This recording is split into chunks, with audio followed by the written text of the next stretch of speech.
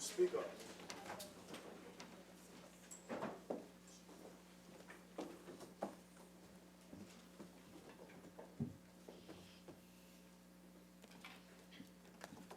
Almighty God, we give thanks to you, the creator of the universe, and humbly beseech you to direct and prosper the deliberations of the members of this house here assembled for the advancement of your glory and the trust and welfare of the people of Trinidad and Tobago. Grant that peace and happiness, truth and justice may be established amongst us for all generations. Amen, amen, namaste.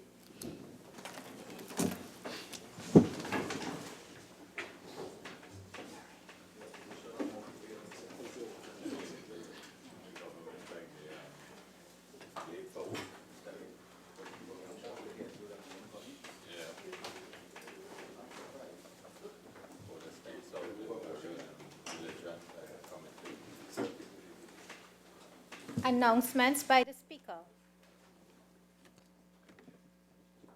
Honorable members, I have received communication from the Honorable Faris Alwari, MP, member for San Fernando West, who has requested leave of absence for the period October 14th to the 23rd, 2019. The leave which the member seeks is granted. Public business, government business, bills, second reading. Honorable members, the debate on the second reading of the following bill, which was adjourned on Friday, October 11th, 2019, will be resumed. A bill entitled, An Act to Provide for the Service of Trinidad and Tobago for the financial year ending on the 30th day of September, 2020. Member for St. Joseph. Thank you very much, Madam Speaker, for recognizing me and allowing me the opportunity to join into this very important debate. Madam Speaker, before I get into matters of health, I would like to recognize the absolutely tremendous efforts that the Prime Minister, the Honorable Dr. Keith Rowley, the Minister of Finance, the Honorable Colin Imbert, and the Minister of Planning and Development, the Honorable Camille Robertson-Regis, for their 4-year brilliant stewardship of the economy. It has not been easy. As the Honorable Prime Minister said on many occasions, it is better we take our own medicine than that of any external party. And our own medicine is working. We have turned the corner, but we need to continue on a straight and narrow path to make sure that the gains we have made and the sacrifices we have made are not frittered away. We have avoided the IMF with the untold hardships that would come with that. We have avoided devaluation, which disproportionately affects the most vulnerable. It has been no easy task meeting the needs of the vulnerable, but this budget is absolutely spot on. This budget will stabilize and stimulate the economy. We have met the needs of the poor. We have met the needs of the daily paid after 30 years in the wilderness asking for a pensionable benefit. We are meeting the needs and will meet the needs in 2020 of pensioners as their pension will be indexed. That is to be lauded. We have met the needs or will meet the needs of the middle class, and their major issue is housing. There's a plethora of housing initiatives which the Minister of Housing will speak to at length. And we have met the needs of the business community, especially small and medium enterprises, tackling the thorny issue of VAT. The Minister of Finance, the Minister of Planning and Development, and ultimately the Prime Minister, the people of St. Joseph say, thank you, thank you, thank you. Madam Speaker, before I get into the meat of my debate, I want to address something that has been occupying the public's attention since about a week and a half ago. And that has to do with the 8 patients whose eyesight have been affected. I don't want to say anything more because of the potential for litigation. What I will tell this honorable chamber and the population through you, Madam Speaker, I found out subsequently that when this news broke to us in July of this year, the permanent secretary in the Ministry of Health, and he is to be lauded, already gave instructions for a file to be constructed, and that file will be going to the DPP in short order, and let the DPP take whatever action he has to take. The other action we are taking at the Ministry of Health is reviewing the awards of tenders to this entity. And I have instructed, and did that in the past, that this entity will not be getting any awards under the new round of awards being awarded. So we have done two things. A file has gone to the DPP for him to look at possible action, and the particular company will not be participating in any tenders. I say no more on that because of the potential for litigation. Madam Speaker, I want to address an untruth told in this Parliament in the dying hours of Friday. We know, Madam Speaker, that there are two political parties in Trinidad and Tobago that are wholly owned subsidiaries of Cambridge Analytica. We know that. Wholly owned subsidiaries of Cambridge Analytica. And the playbook of Cambridge Analytica is to tell an untruth, confuse those without information so that they will believe it. I refer to the contribution where the member for Kamutu Manzanilla, in her zeal, said that in order to extricate the UNC from the issue in Aruca, where that entity got $7 million from 2010 to 2015, the member for Kamutu Manzanilla said, and I quote, that facility was transferred to the Ministry of Health. Madam Deputy Speaker, I have checked at the Ministry of Social Development. I have checked at the Ministry of Health. It is a patent untruth. That facility in Aruca is nowhere near any control under the Ministry of Health. What happened? A facility in San Fernando called New Horizons was transferred from Social Development to Health. That is the facility that was transferred. And I will give way to the member of Kamutu Manzanilla now to apologize to this country. But that will not happen. And that is the Cambridge Analytica playbook. It is New Horizons, an 80-bed facility that was transferred to Health from Social Development. The member said she was told this by the minister. So, Minister, you have a job to do. Imagine that. I'll leave that there. Madam Speaker, I want to refer quickly to my friend from Faizabad who spoke. He spoke about a backlog of results. Do you know, Member Faizabad, when we came into office, we had a backlog of over 4,600 reports to be done under your stewardship, but you would never raise that here. You spoke about 4 CEOs. You spoke about no chemotherapy, absolute falsehoods, saying that chemotherapy is going to be stopped. I checked, absolute falsehood. But you know what he wouldn't tell us? Because I had no intention of going down this road today. But I have to respond to Cambridge Analytica techniques. Why didn't you tell us that you employed a person with no relevant background for a senior position, and he was charged for embezzlement in a bank? What? And he was acting CEO under your tenure. Why don't you tell the population that? But you will never tell us that. Imagine that. Imagine that. Why didn't you tell us that you as chairman couldn't find a container, a 40-foot container with a CT scanner lying down for 3 years that was damaged, and you installed it, and now I have to take the blame when that CT scanner goes down? He wouldn't tell us that. This is what we inherited in health. So enough of that, because I have more important things to talk about.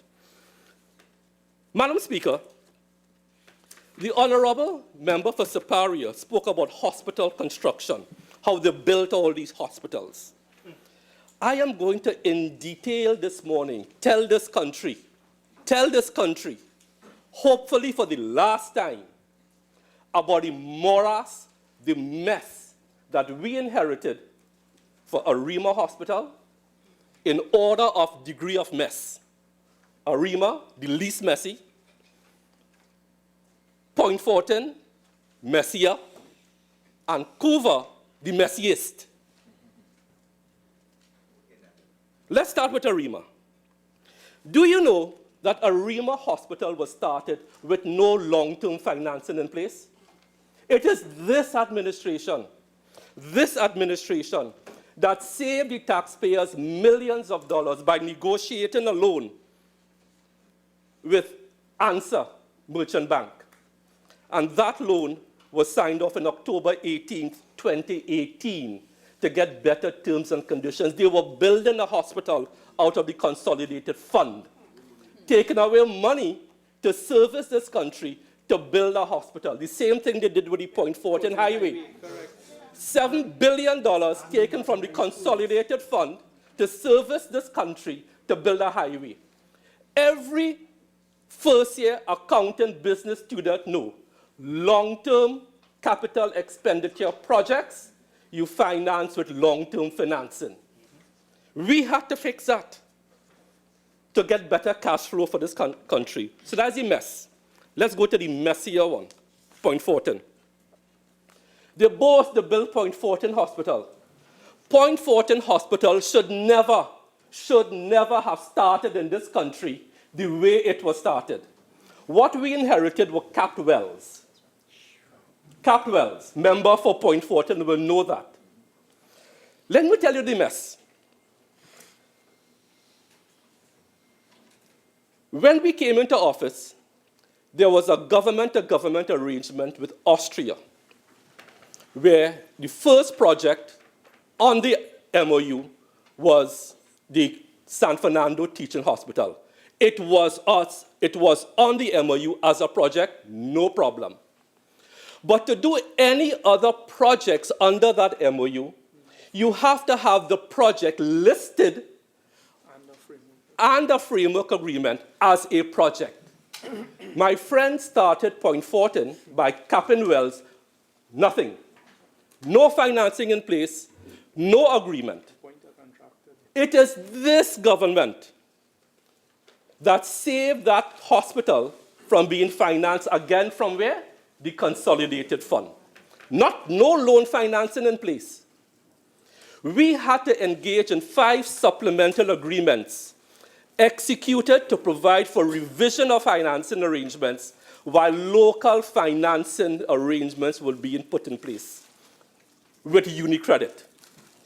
Every time we had to negotiate with the Austrians, we had to literally beg them, Prime Minister, to forego interest charges. That is what we had to do. But let me tell you the liability our friends opposite exposed us to.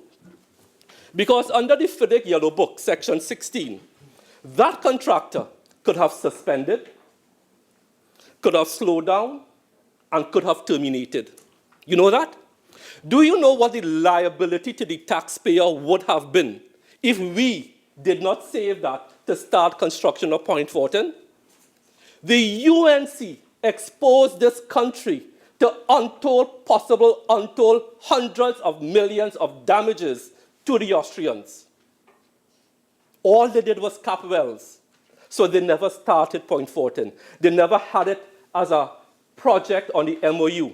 They never had any loan financing. It is this government in February 2018 got the amendment fixed.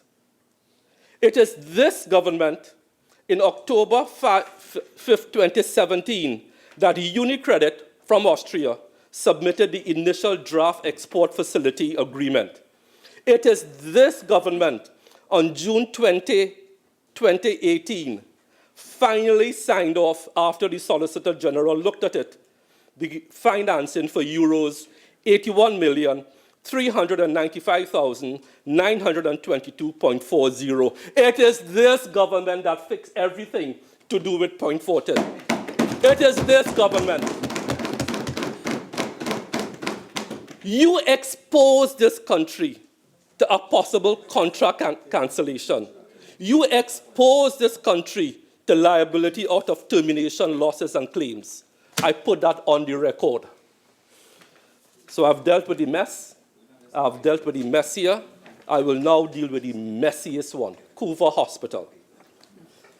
Madam Deputy Speaker, Madam Speaker, I have in my hands something called a taken over certificate, prepared by VICAB Engineering Consultants Limited. But here the date. The date is 25th July 2016. After my friends opposite opened the hospital on August 14, 2015, 2 weeks before a general election, and took 1,000 people down there, and I'll come to that soon. So on July 25th, 2016, VICAB wrote, VICAB, the taken over certificate. I want to read the last paragraph of that taken over certificate. The works to the Couva Children's Hospital project was completed on 25th July 2016. It was a construction site when you took people there to open it. It was a construction site when we got it. And all these calls when we came into office, open the hospital, open the hospital. My friend from Barataria Sawa even said, open the D hospital at one time. I can't see what the D is. You remember that? Open the D hospital. Protesting on the highway when we were going to cricket. Open the hospital. I must open a construction site and let the state incur liabilities. When you took people there on August the 14th, 2015 to win a general election, if that tent had collapsed on top of people and people were injured, do you know the liability this state would have faced for taking people into a construction site? The injuries that would have accrued from that will have exposed the state to millions of dollars in criminal liability. But it gets worse. It gets worse. Do you know what I discovered? That we couldn't open that facility because according to some structural codes called ASCE 41, we had to do seismic retrofitting. We had to do that.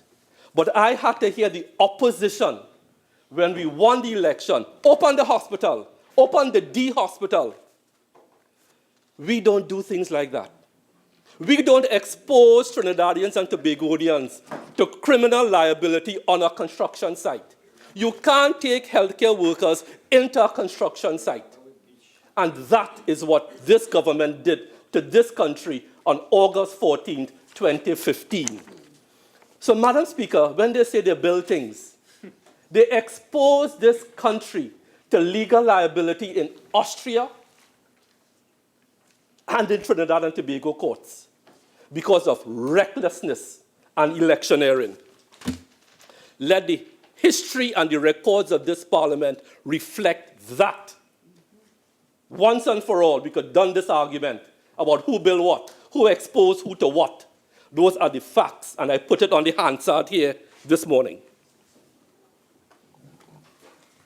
Madam Speaker, those are my rebuttals to Siparia, Faizabad, Kumuto Manzanilla. I had no intention of going down this road this morning, but I have to correct the record.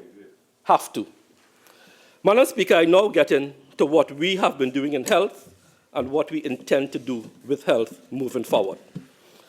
Madam Speaker, there was a radio program many years ago by Dr. Godfrey Frankson, I believe. Wellness. Sorry? On wellness. Jeffrey Frankson, sorry. And you know, if we had listened to him and successive governments, PNM, UNC, NAR, our society will be a healthier society today. What is wellness, Madam Speaker? Please permit me to read into the Hansard the definition. Wellness is an active process of becoming aware of making choices towards a healthy and fulfilling life. Making choices. It is more than being free from illness. It is a dynamic process of change and growth. That is wellness.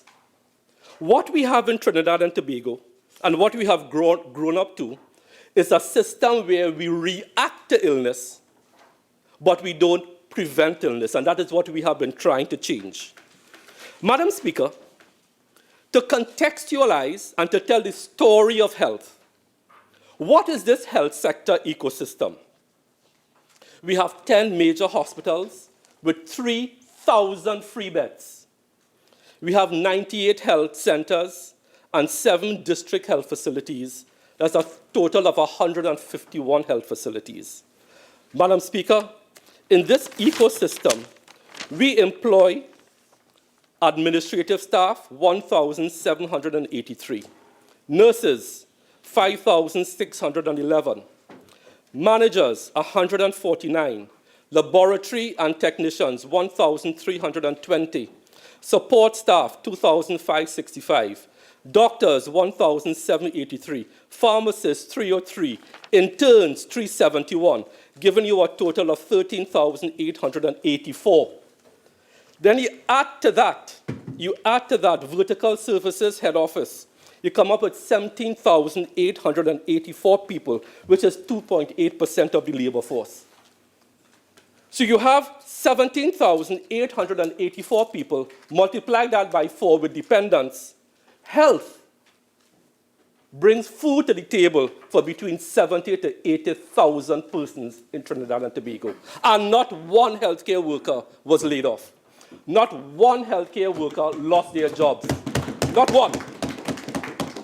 And today I want to thank each one for the sterling work that they do. Madam Speaker, with new facilities coming on, we will be adding more and more jobs. But what about the quality of healthcare services? I want to focus particularly on the advancements made in maternal mortality. And I read from a PAHO report of 2019, which gives the statistics for 2017. We are the lowest in 21 countries in the non-Latin and Caribbean states for maternal mortality rates. And among 38 countries in the region of the Americas, only 6 countries are doing better than us. And our 2018-2019 figures will be even better because this is based on 2017 figures. We are recognized around the world as a leader in how to reduce maternal mortality and infant mortality rates. But let's talk about the healthcare system as value to citizens. Madam Speaker, I did a calculation. This free healthcare service, which we like to talk, we do 92% of the deliveries in Trinidad and Tobago. That is, of the 16,849 we did in 2018, 15,000 were done in the public health sector, 27% by cesarean, and 73% by normal delivery. Madam Speaker, do you know what is the cost if they had to go to the private sector to do that? Prime Minister, you'll be shocked when you hear this figure. If those patients had to go to the private sector based on a $40,000 for cesarean and $20,000 for normal delivery, people would have spent $383,438,400. That is what this free healthcare system does. That is what we do. This is free. You don't need insurance. You don't need to have your wages garnished like in other countries when you can't pay. You don't get letters saying, pay $40,000. That is what we do, Madam Speaker. But, Madam Speaker, let me tell you what this free healthcare system does. And there is never any objective discussion. A preemie baby that goes into a NICU, neonatal intensive care unit, we started to do some costings. Do you know what it cost this country to put a premature baby in a NICU? The minimum stay, we worked it out, $500,000. And if you have to stay there for months, it goes up to $1 million. per child.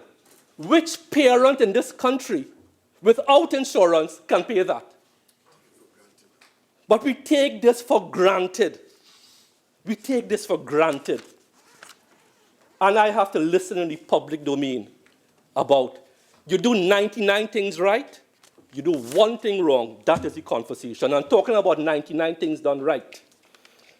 For this year, we have had one maternal death in the public sector. In years gone by, under both P&M and UNC, the count by now would have been 8. Prime Minister, under this government, under your administration, we have brought that down. Do you know what the success rate is for having only one? 99.9964% success rate. So when the Prime Minister said this, and I say this, you do 999 things right, but let one thing go wrong. That is how the public health system is framed, and that's a tragedy in this country. Absolute tragedy. We did some checks. There's one person in the St. James Clinic, a cancer patient. Every month, that person gets $94,000 worth of free drugs. Every month. Multiply that by 12. Can she afford that? And she has no insurance. That is what this free public healthcare system does. Let us have intelligent, objective discussion about it. But don't let the discussion revolve around the one thing that goes wrong. Let us be objective and take it as it happens. Yeah, and you know, we are ungrateful. And I will say this. In opposition, debating the Children's Life Fund bill, in opposition in the Red House, that debate went until 4 o'clock in the morning. I stood up in opposition and told the then Honorable Therese Baptiste Cornelis, I said, Minister, you will get no thanks for the 999 things that go right and the thousands of miracles you perform every day. But let one thing go wrong, the press will crucify you. I said that in opposition because I know how good this public health system is. I was reading a book last night about another country that we are always compared to. Singapore. No, not Singapore. I don't want to call the country. When you don't have insurance in that country, do you know what happens? You die. Literally. When you go and you incur costs, do you know what happens? They send a bailiff by your house. Yeah. They garnish your wages. But we here, it is free. Trinidad and Tobago appreciate it. Madam Speaker, NCDs is one of the most critical elements facing this country. And our health budget went up from $3.08 billion in 2008 to $6.0 billion in 2019. That is unsustainable. We have to tackle NCDs. I don't have enough time. I will just give you one piece of research because I had promised a member for Princestown when he was questioning, you asked if I will make public certain data in a question time. You don't remember it. Doesn't matter. 2011 Global School-Based Study Health Survey, Trinidad and Tobago 2011 fact sheet. Percentage of students who usually drank carbonated soft drinks one or more times during a day in the past 30 days. 74.6 said they were drinking more than one. So we have a crisis with childhood obesity. We have a crisis with NCDs. I don't have enough time to go into all. But let me give you the first piece of hard data we have. We repeated this survey in 2017. So this is 2 years old. Before the ban had a chance to take root in schools, we had just started the ban on soft drinks in schools. 2017 fact sheet. Percentage of students who usually drank carbonated soft drinks one or more times per day during the 30 days before the survey. You know what the figure is now in 2017? It dropped from 74.6% to 55.2%. This is a wonderful statistic. It means school-age children are taking in the message about NCDs. And the ban of soft drinks will drop this figure even more when we repeat this survey in a year's time. But, Madam Speaker, as the country becomes sensitized to sugar, I am telling the country from now, once this debate is finished, I am on the road again talking about the ill effects of sugar, but now we are going to add salt, and we are now going to add trans fats to this. Because those are the three things we have to get the population to stop eating. Sugar, salt, trans fats. Trans fats are those fats you use to make donuts, cakes, man-made fats that are solid, gets into your arteries, it clogs up your arteries. I could talk for 45 minutes on that. So the conversation is on sugar, salts, and trans fats. Madam Speaker, I now want to turn to how this government intends to utilize the Coover facility. And I have a brief from the Faculty of Medical Sciences, a new mandate. Theme, educating global health professionals and achieving financial sustainability. Repositioning medical education as part of a healthcare delivery diversification strategy for Trinidad and Tobago. Madam Speaker, I told this country in my media review, we will use Coover to change the way we do business. The opportunity. Global medical education market is experiencing robust growth in both size and value. Medical tourism opportunity. New international training options. The University of the West Indies will be incorporating Coover as a corridor of medical training excellence, starting from Mount Hope, where they have a presence, Coover, and incorporating the Pinal DB campus. Via, for the first time in Trinidad and Tobago, an offshore medical school. That is what we are going to be doing. Because if we don't do it, there's a massive tectonic shift coming in 2023 due to the US-based Education Commission for Foreign Medical Graduates, ECFMG accreditation, and Trinidad and Tobago has to position itself. So what is the vision? A medical education corridor, or R3 for want of a better term, anchored by an offshore medical school to train foreigners, bring in foreign exchange, medical tourism. That is the vision for Coover. And it is an excellent vision to take care of changes taking place outside. So Coover is going to be repositioned, repurposed. And I tell the country that today. How are we using Coover now? Glibly, my friends opposite say Coover is a pharmacy. No matter how much times I tell the country, we are doing radiological services. So let me give the country the figures today. We have started utilizing Coover since June 15, 2015. To date, 2019, sorry. June 15, 2019, sorry. To date, we have done 1,564 diagnostic imaging tests. 1,000, and instead of paying the private sector, this would have cost the taxpayer $1.3 million, we have saved that. Because we said we will do a referral system, instead of paying the private sector, we will utilize Coover. So 1,564 people have received a combination of MRIs, CTs, fluoroscopies, etc. That is Coover. It is being used. It's not a pharmacy. The equipment is being used. Madam Speaker, in the time I have left, the big issue in health these days is mental health.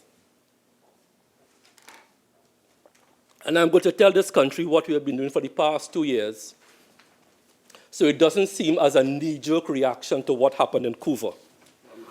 Aruka, sorry. Wellness and mental health. Madam Speaker, let me put on the record that we have concretized a decentralization plan for mental health, which has been talked about in this country, Prime Minister, since the 1960s. So 60 years of talking, we are doing it. Our first consultation was on March 6th to 10th, 2017 with PAHO. When did the cabinet get involved? February 28th, 2019, the creation of the post of Director Mental Health was approved. This is way back when, and that person starts in November 2019. So we have been discussing a new decentralization plan for mental health 2 years now, and we are ready to rock and roll. What does this mean? It means if we go back to the definition of wellness, what happens in Trinidad and Tobago with mental health is that we tend to catch people at the end of their issues, when their issues develop to chronicity. Same thing like NCDs, you want to catch them when? As early as humanly possible. This country, under this government, under this cabinet, for the first time, has a mental health policy, which I took to cabinet, and which the Prime Minister had no hesitation as chairman of the cabinet approving. Madam Speaker, I want to ask the population today, as we start this new journey, do we want to call it mental health, or I'm throwing out for suggestion, behavioral health wellness services? That will start with the destigmatization of mental health.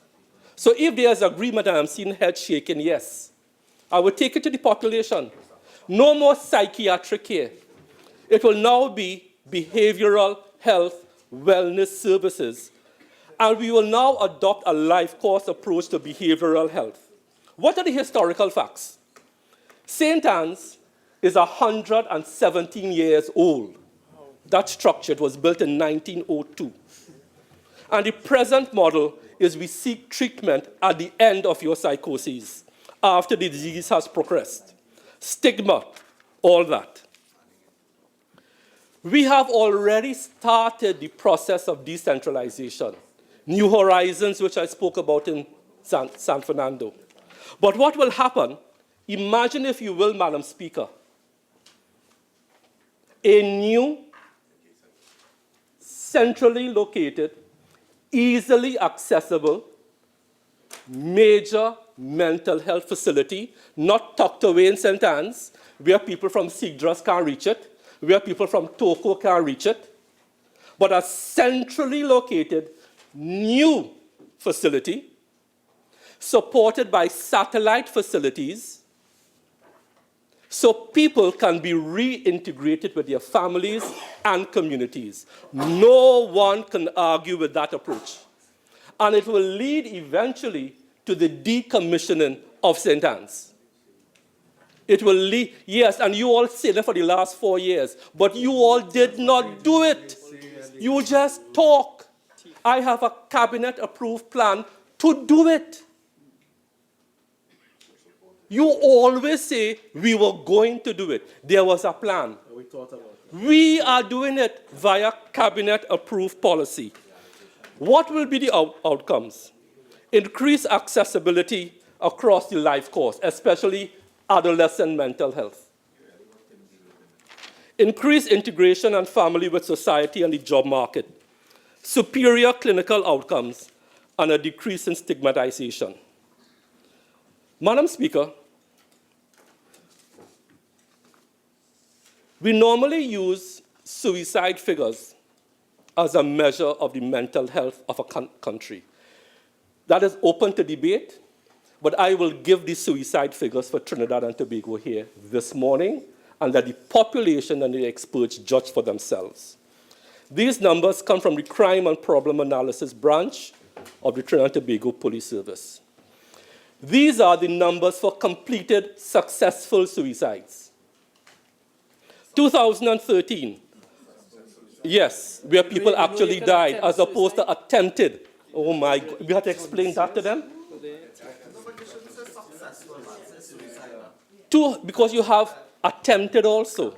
Madam Speaker, 213, there were 113. 214, 104.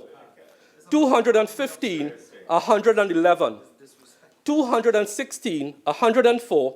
And 217, 103, so I stopped there for now. So you can see there was a mean of fluctuation of around 100, 105. 2018, 75, a drop by about 25%. And 2019, up to September of 2019, 69.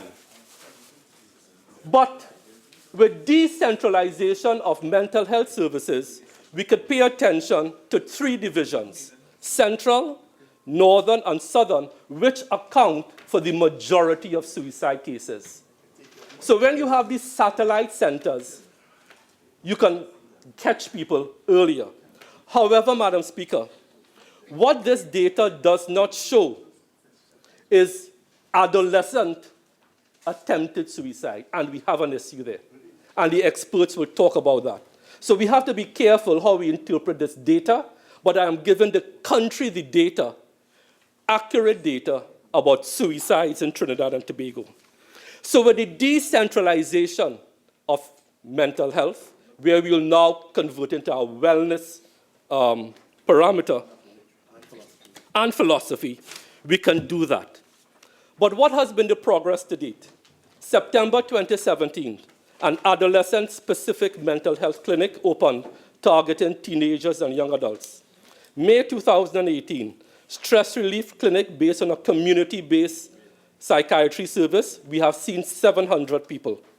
Mental health gap action program, prevention and management of aggressive and violent behavior, psychological first aid. That is what we have been doing in mental health.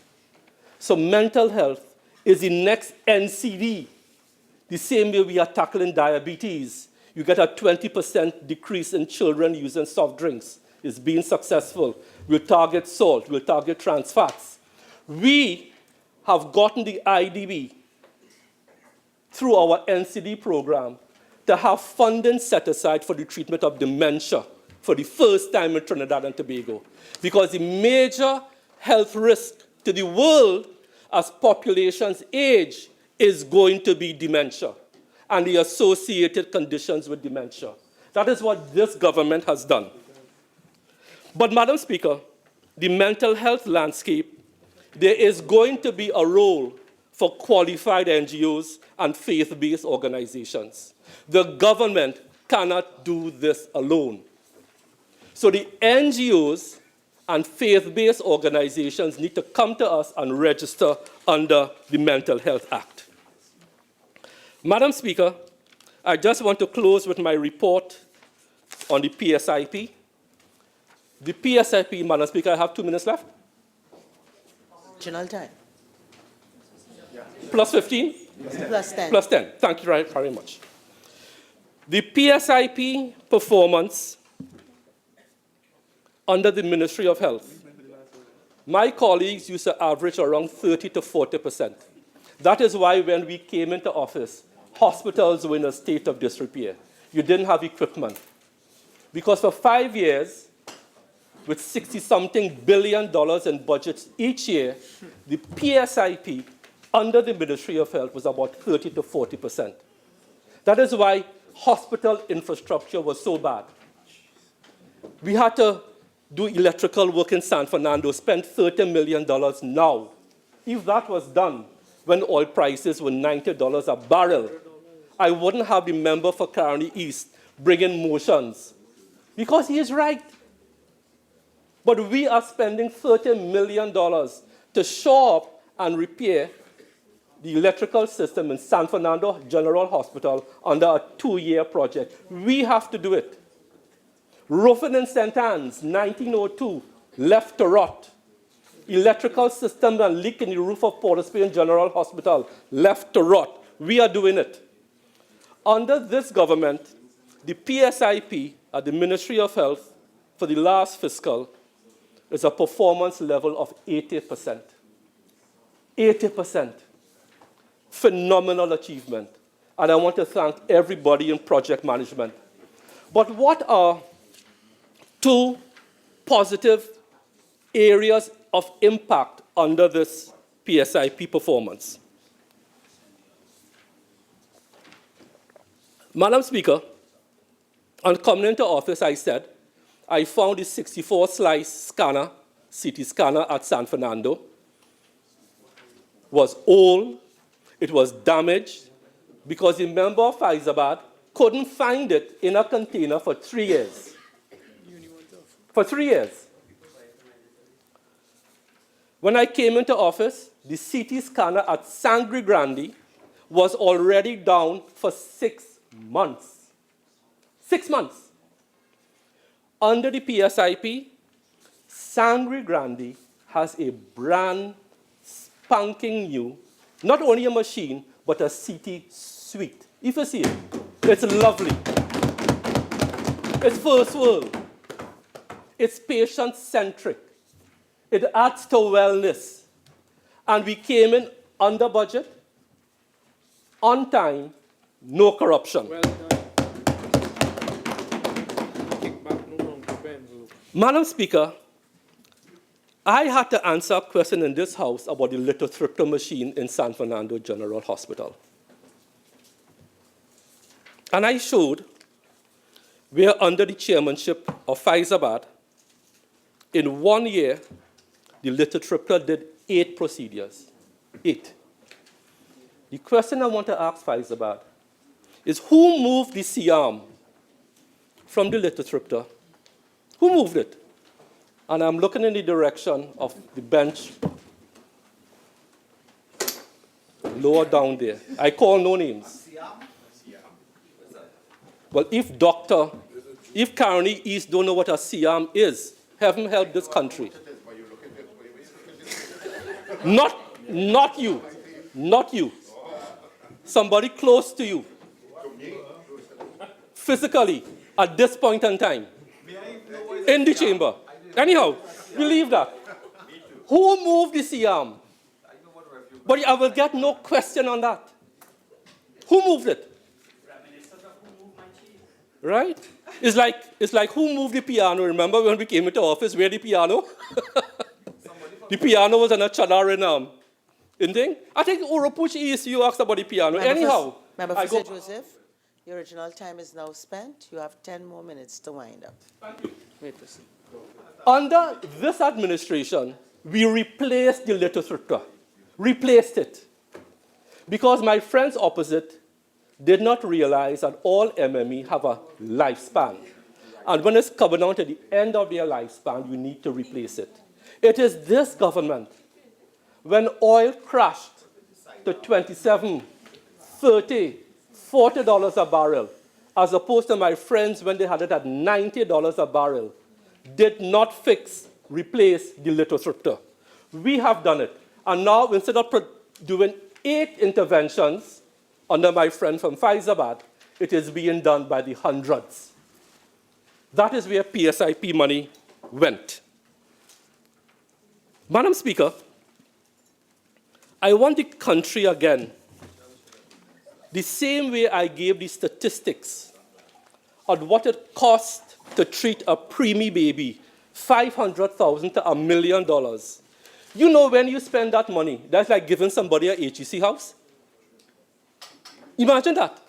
Parents who get $500,000 worth of treatment, up to $1 million worth of treatment for their premature babies, that is like saying, take a house. Free. Free. When the 15,000 odd women who have to pay in the private sector $40,000 for cesarean and $20,000 for regular vaginal delivery, and we save them $308 million. That is what this free health system does on a daily basis. And I want to thank every doctor, every intern, every nurse, every midwife, every lab tech, every administrator, every orderly, for the sterling work they do coming into work every single day. And Madam Speaker, the dedication of healthcare workers was demonstrated to us recently during Tropical Storm Karen. When we went to the press conference with the Honorable Minister of National Security, I made the point, because I asked all my CEOs, tell me what is your employee turnout this morning, Tropical Storm Karen. You know what they all reported? It was close to 100%. If that is not dedication to duty, that you leave your home during a tropical storm to come out to deliver the best free public health care, I don't know what is. Right? When we got the call 2:30 in the morning about the situation in Aruca, I made the call to the CEO of North Central that the Commissioner of Police wanted medical help, medical intervention. About 20 healthcare workers did not bat an eyelid. They went down there 2:30 in the morning. And to each and every one of those healthcare workers, say thank you. Thank you, thank you, thank you. Madam Speaker, I don't want the population to think I am only defending.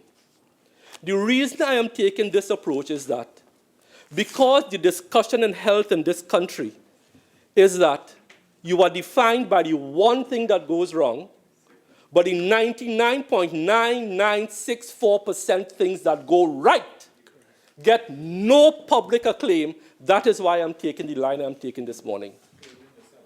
We have had one maternal death for this year. One. Our neonatal mortality rate has decreased by 40% in 3 years. Do you know what that means? When we came into office, the neonatal mortality rate, and neonates are children now born up to 28 days old. And death within that period is the major cause of infant mortality rates. We had missed our SDG goals, Sustainable Development Goals, for both infant mortality and maternal mortality in 2015. We missed it. We were a pariah. We missed it. Remember I said by this time 8 women would have died in childbirth? Those days are gone. But you get no screaming headlines that 99.9964 success rate in deliveries. But let one thing go wrong. That is how health is characterized in Trinidad and Tobago. And I go back to my words in opposition. I told Therese Batiste Cornelis, you will get no thanks for the hundreds of thousands of things that go right. But let one thing go wrong, you will be crucified in the media. Madam Speaker, surgeries in Trinidad and Tobago, free surgeries utilizing 3,000 free beds. Whether you're a CPEP worker, a CEO, it is free, regardless of your station in life. I had some calculations done. Do you know how much surgeries we perform in Trinidad and Tobago free of charge with a high success rate? In 2014, we performed 34,829, absolutely at no cost. People don't have to pay. It's not like in another country where you go into an A&E, you sign off all your financial information so your wages can be garnished. Yeah? No cost to the patient, but it costs the taxpayer. In another country, when you sign your form in the A&E, you know what you sign off there? All your financial information, where you're working, your bank number, your bank routing number. So when you come out, you know what faces you at home? A bill. A massive bill. And if you don't pay that bill, your wages are garnished. If you don't pay that bill, the hospital sues you. And if you have no insurance, you die. But we perform 34,829 surgeries free of charge to patients. And what's the 2018 figure? 36,682. So we are doing more with less. Which other country in the world, does this free of charge? Not free of charge to the patient. $300 and something odd million in maternity services. And we can't even begin to calculate the cost of these surgeries. Some are complex, some are minor. But Madam Speaker, that is what this free healthcare system does. I want to read, because you see this again will never make the papers. I want to read a quote from Mr. Ayub Ali of Princestown. I went to get glasses and was told I had cataract. I took the referral letter to the hospital, meaning San Fernando, and got an appointment to do cataract surgery in 1 week. I was shocked because my mother-in-law just paid $10,000 to the private sector, and I had a friend who paid $8,000. The doctors and nurses were very nice. This is Mr. Ayub Ali of Princestown talking. Even before giving me an injection, they took the time to calm me. I wish that these partnerships can continue to help others in the same way that they helped me. That is what this system does. So every cataract surgery we do, and we have done 40% more from 2015 to 2018, a patient saves between $8,000 to $10,000. Could you imagine that? So, Madam Speaker, what is the future for health moving forward? Madam Speaker, some of the initiatives we are going to be driving is for the first time in Trinidad and Tobago, we are going to start to migrate to electronic medical records. You see that article in the papers this morning? Princestown saying, finally, why you didn't do it? We will do it. We will do it. You see that article in the papers this morning? Medical records lost? That's been going on for decades. But this government recently approved a pilot project for ARIMA Point Fortin, where IGOV-TT is the procurement agency, to start. The time is now spent. Member for Caroli Central, Caroli East.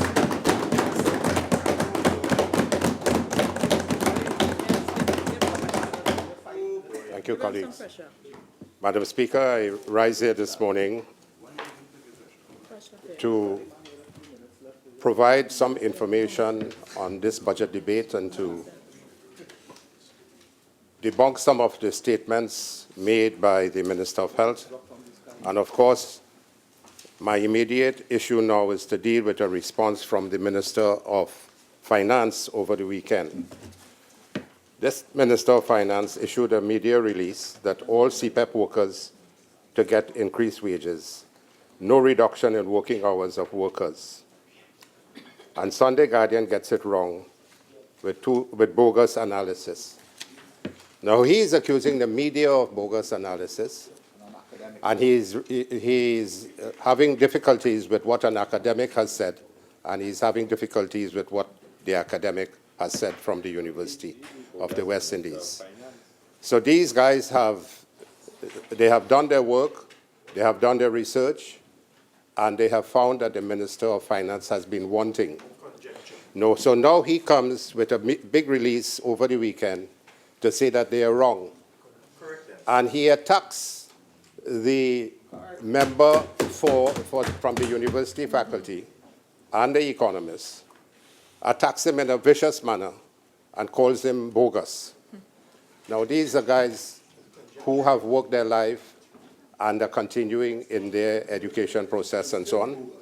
But when a government, when a Minister of Finance goes to the extent to attack the newspaper for their analysis, to attack the university lecturer, a professional, something is very, very wrong with that. It's a sign of authoritarianism. It's a sign of dictatorship that anybody who disagrees with you, you must find this, you must attack them. So this seems to be the modus operandi of this government. When a trade union speaks against them, they attack them. When an academic speaks against them, they attack them. They want to hush everybody up into this country. And this is authoritarianism, and this is dictatorship to the forefront, Madam Speaker. So we have to be very careful of this government. They, in the last year, and what you see, they even want to shut up people when they write things on social media, and they want to charge them for sedition. If the Media Association didn't come out and speak very strongly against this, they would have wanted to put this law into place. All right, so let's have some order. Everybody will get their chance to respond. Member for Caroni East. So this is what the Minister of Finance, this is his 9th presentation on finance to this Parliament in this 2015 to 2019. This is his 5th budget presentation, and he had 4 midterm review presentations. And these 9 presentations as Finance Minister, the country is still wiltering under the work of the Minister of Finance. This whole economy has stagnated. The working poor has become poorer. The poorer people have been increasing significantly over the years. The small business and the medium business enterprises are closing day by day, and over 65,000 people have lost their jobs. The Minister of Finance has no moral authority to condemn anybody, because he has been a poor Minister of Finance, he has been an OJT Minister of Finance, and this government has lost its credibility as far as the economy is concerned. When 7 out of 10 people tell you that they have major concerns with the economy, when you're not paying VAT to people, when you're not paying contractors for the money that they worked for, something is radically wrong, Madam Speaker. And then he used motoring language from year after year, turning the corner, auto expressions, turning the corner, turn around. These are motoring expressions. I would have expected him to come and say last Monday that the economy has stalled, the economy is sputtering, and the economy has shut down, and the economy has been blowing smoke. And he wanted a quote from Bob Marley. I want him to refer to a calypso by Chalk Dust, the holder of the country's highest award. The driver cannot drive. The PNM has not been able to drive. And he likes to speak about Frank Sinatra, and he brought on the song about My Way, My Way. But the lines he should really refer to, and now the end is near. I face the final curtain. So this is what this government is facing at this moment. The end is near, and they face the final curtain. Madam Speaker, it is astonishing to hear the Minister of Health this morning, member for St. Joseph. Not one time has he been able to say what they have done for the country on a macro health issue. And the promises that they have made over the number of years, Madam Speaker. And since assuming office in 2015, this Minister of Health has presided over a health sector where the nation's public hospitals and public health institutions have rapidly deteriorated into virtual killing fields. The insurmountable horror stories that we have heard emanating from these institutions. Madam Speaker, this PNM government, 2015 to 2019, and in particular the Minister of Health, stand accused of serious dereliction of duty to the public that he had been entrusted to serve.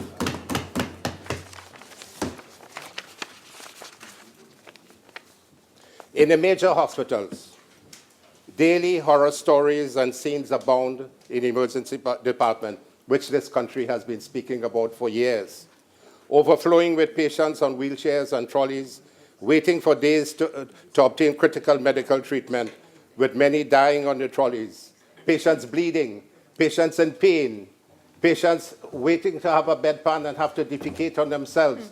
And all 3 major hospitals, Port of Spain Hospital, Mount Hope Hospital and San Fernando Hospital have been overflowing with patients in the emergency department on trolleys.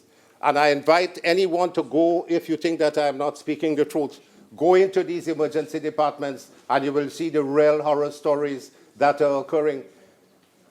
97% of the patients interviewed in the Nigel Henry poll said that they have major concern about the health sector.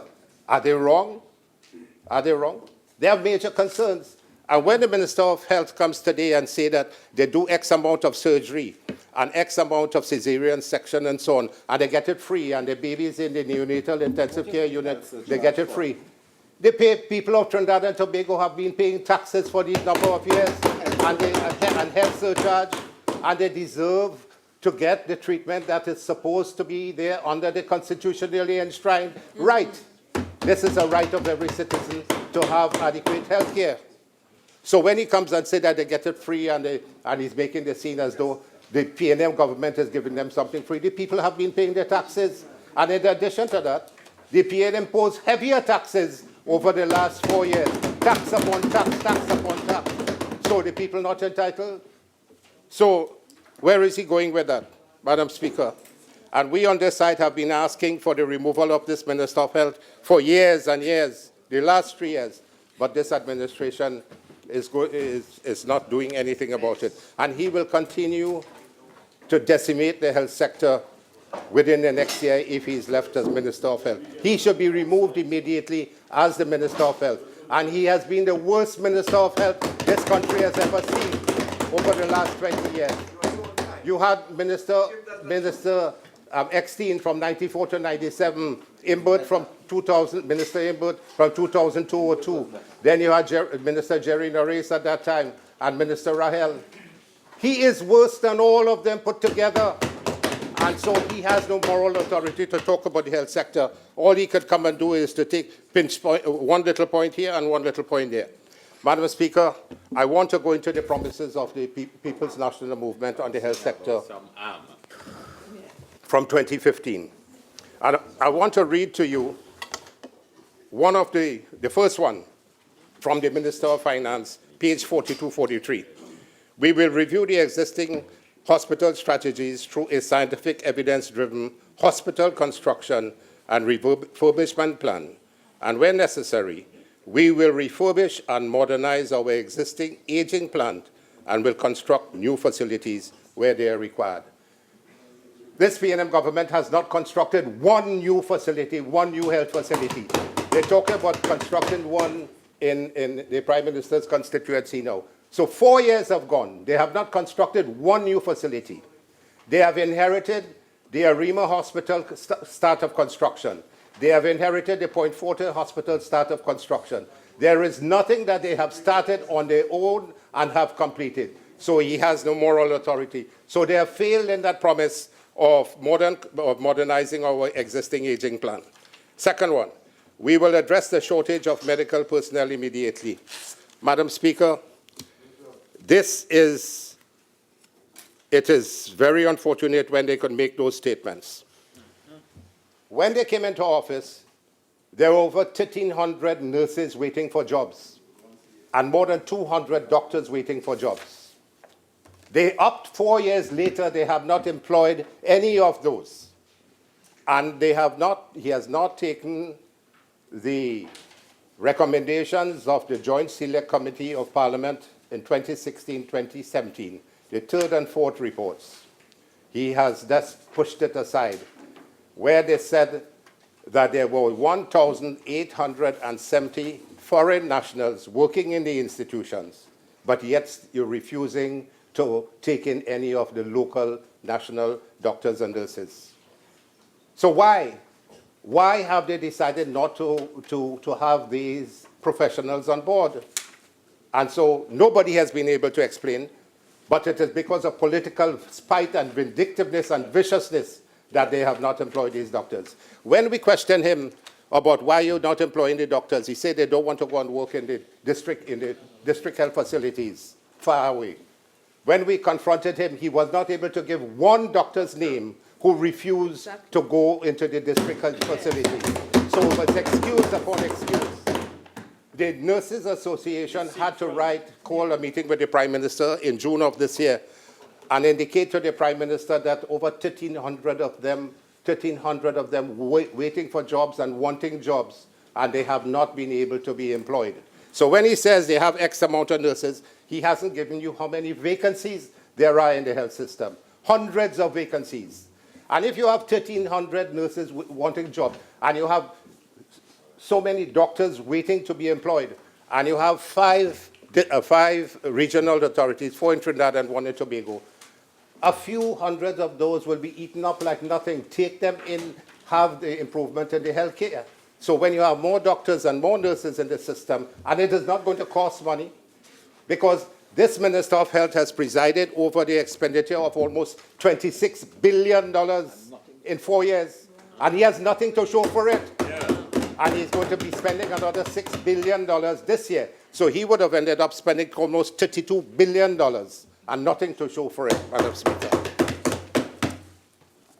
Another health promise of 2015.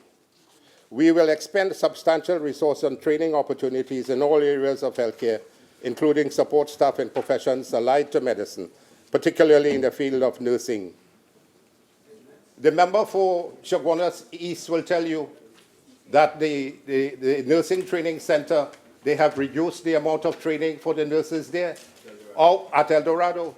We should be training hundreds and hundreds of nurses. If you cannot employ them here, you export them, because other countries, the United Kingdom, Canada, and United States, want our nurses. They are some of the best trained. So why are you stopping the nurses? So it goes in direct contrast with what you say, we will expend substantial resources on training opportunities. They have not trained any other paraprofessionals. Nowhere in the system have they been doing any training of the paraprofessionals. So this is another failed promise that they made in 2016. Another promise, we will continue to strengthen and build programs to meet the diverse medical needs of the national community. We will expedite surgeries and expand and improve the chronic disease assistance program. Let's talk about surgeries. When we were in government, the Minister of Health, Dr. Fawad Khan, made sure that any patient waiting for surgical procedure greater than 3 months, he was able to facilitate letting them have the surgery in a private institution, and the state will pay for it. It is unpardonable and unthinkable that you will have patients waiting for surgery for almost 2 years now, which is happening. Elective surgery, patients with cancer waiting for surgery, patients with major problems waiting for surgery, and even elective small cases like hernias and so on, patients waiting for surgery. Patients with breast lumps waiting to have a diagnosis made. Patients with abnormal cervical pap smears waiting for that. They can't have the procedure done. And this minister comes this morning and has not been able to explain to the population why all this mess is taking place in the health center, and he's presiding over it. He's presiding over it. And then he comes to speak today in Parliament about a chronic disease assistance program. So the surgeries, they have the amount of surgeries at Port of Spain Hospital, which is in a mess. The elective surgeries are not being done. Almost 400,000 population in North and the West of Trinidad are in serious trouble when they have a problem. They cannot go to Port of Spain Hospital because they will not be seen immediately. They are being transferred to Mount Hope, where Mount Hope is overflowing. So if you go to the emergency department at Port of Spain Hospital, you will find it's almost probably just as bad as a center in Aruca. But people on trolleys close by, I invite anybody to go to Port of Spain Hospital, emergency department, any day, and you will see what is happening. Nothing is wrong with closing down Port of Spain Central Block. That's fine because you're frightened about earthquake. But you must make preparation before you close it down. You cannot take 5 floors of Port of Spain Hospital with 4 wards each, that's 20 wards, with 25 patients, which is 500 patients, and want to fit them into the ENT and eye wards, a block on the other side. And they want to create 4 wards to hold 100 patients when 500 patients were held in the main block. That is their thinking. They wanted to take the nurses' hostel to put some beds there, So on one side, you have ENT with beds there. Next side, the nurses' hostel. Then in St. James, you're having patients down there. What is the mess that is going on? So when you operate on a patient at Port of Spain Hospital, you have to know where you want to try to put this patient. And so the patients die, Madam Speaker. Then you have 2 fires at the X-ray department, and the whole maternity department had to be evacuated, all as a result of not proper thinking and not proper planning by the PNM, which they are incapable of doing. And this is what the Minister of Health is incapable of doing. And if he had planned it properly, these things would not have happened. He spoke about the CDAP program, Madam Speaker. There are 50 pharmaceuticals on the CDAP listing. But what is the most important disease process that we're dealing with in Trinidad and Tobago? We have about 11,000 to 12,000 deaths, Madam Speaker. We have a birth rate of about 17,000 annually. So we have a natural increase in the population of 5,000 or 6,000. We have equal amount of men almost and equal amount of women dying. The commonest cause of death in men is heart disease and hypertension, strokes, etc. And the commonest cause of death in women is cancer and next, heart disease. So we have about 2,000 patients dying with heart attacks, heart disease, another 1,000 dying from complications of diabetes, and about 1,500 to 2,000 dying from cancer. So, and about 3,000 cases annually. So where should our focus be? Not on the non-communicable diseases of diabetes and hypertension and cancer, because they are the causes of the most deaths in Trinidad and Tobago. In men, the cancer, the prostate, and colonic cancer. In women, gynecologic cancers account for 45%, not excluding breasts. That is uterus, ovaries, vagina, vulva, etc. So the significance of giving the right medication for the diabetic and hypertensive patients are critically important. So the drugs for diabetes and hypertension have found to be useless, and patients' medical illnesses have become worse. And there's a 5-cent drugs coming from somewhere. So you're giving people metformin, 5-cent drug, not controlling their diabetes, becoming worse. You're giving the patients the other antihypertensive drug, and they're becoming worse. So Enalapril. Yes. So they're developing strokes. They're developing cardiac attacks and heart attacks and death. So your job, when we ask him, Minister, are you going to take care of the changing of these 2 basic drugs? He said yes.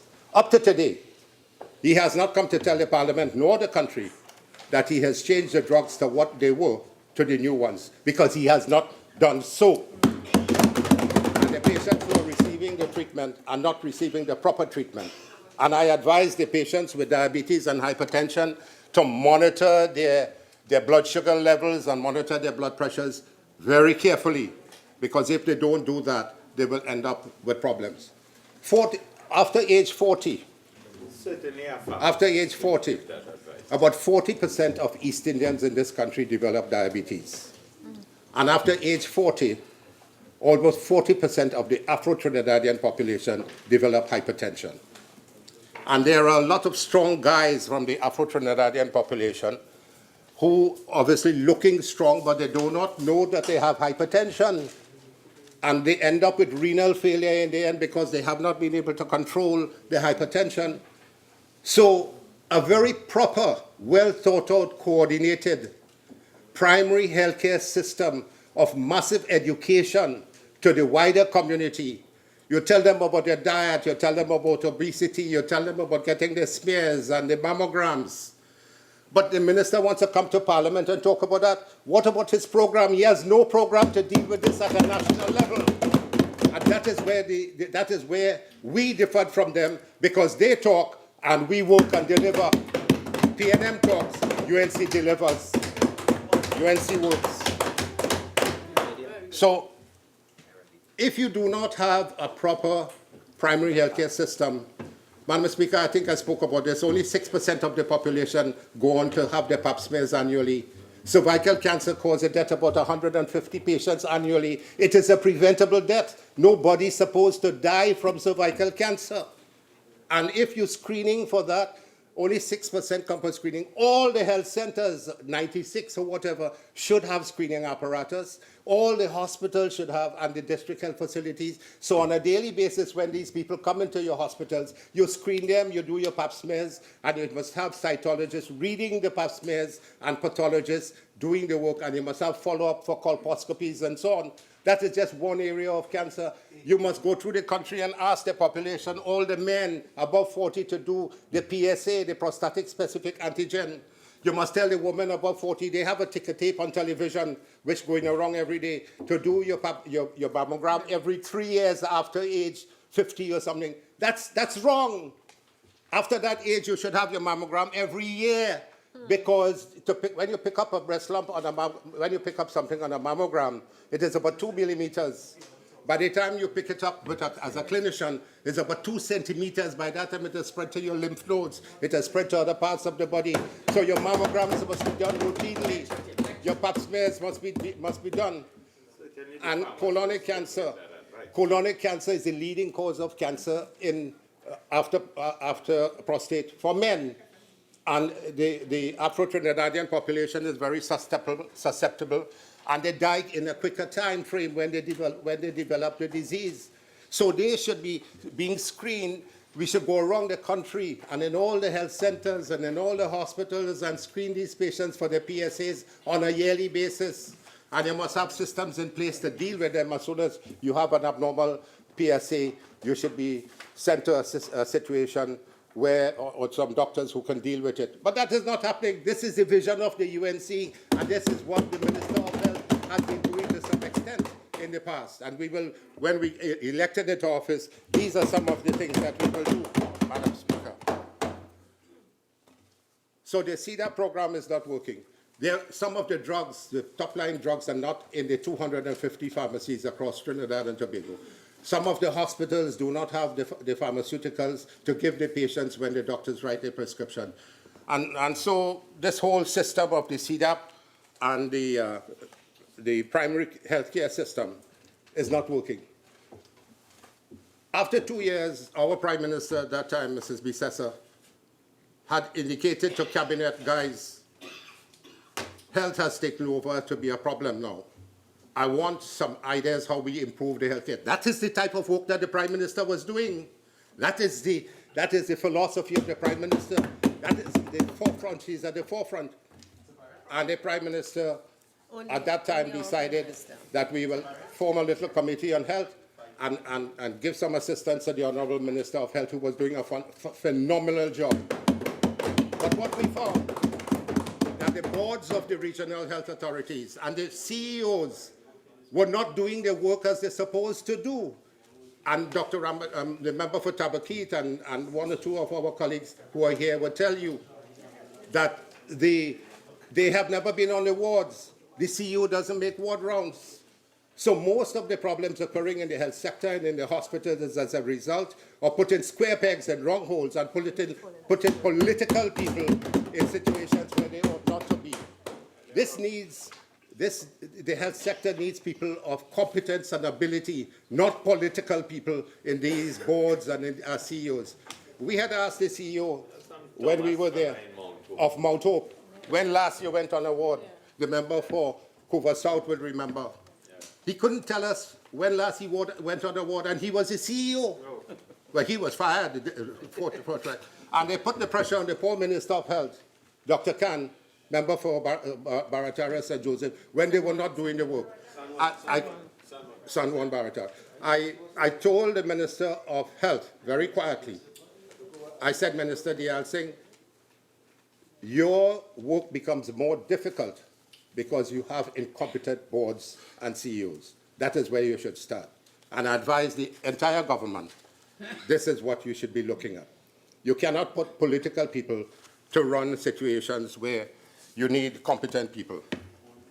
And another one, we will continue with our medical aid program for patients in need, and we will review and audit the Children Life Fund so as to restore its mandate of saving the lives of children. The Children Life Fund, which the political leader and our political leader and then Prime Minister started from day one in our term of office between 2010 and 2015. And the Prime Minister committed 10% of her salary to the Children Life Fund, and each one of us as ministers put in 5% of our salaries to the Children Life Fund. That was the vision, and that is what we wanted for our children. So there were children who needed treatment at the international level, not at the local level, because some of these things cannot be done here. They were able to get their surgeries done. Today, we have a reversal of that, Madam Speaker. It is very sad that some of the children in this country who needed to have interventional surgery and other things done for them to save their lives, they have passed away because of the negligence of this government, not putting the Children's Life Fund in the proper perspective. And they speak about legislation for it, and they have not done so as yet.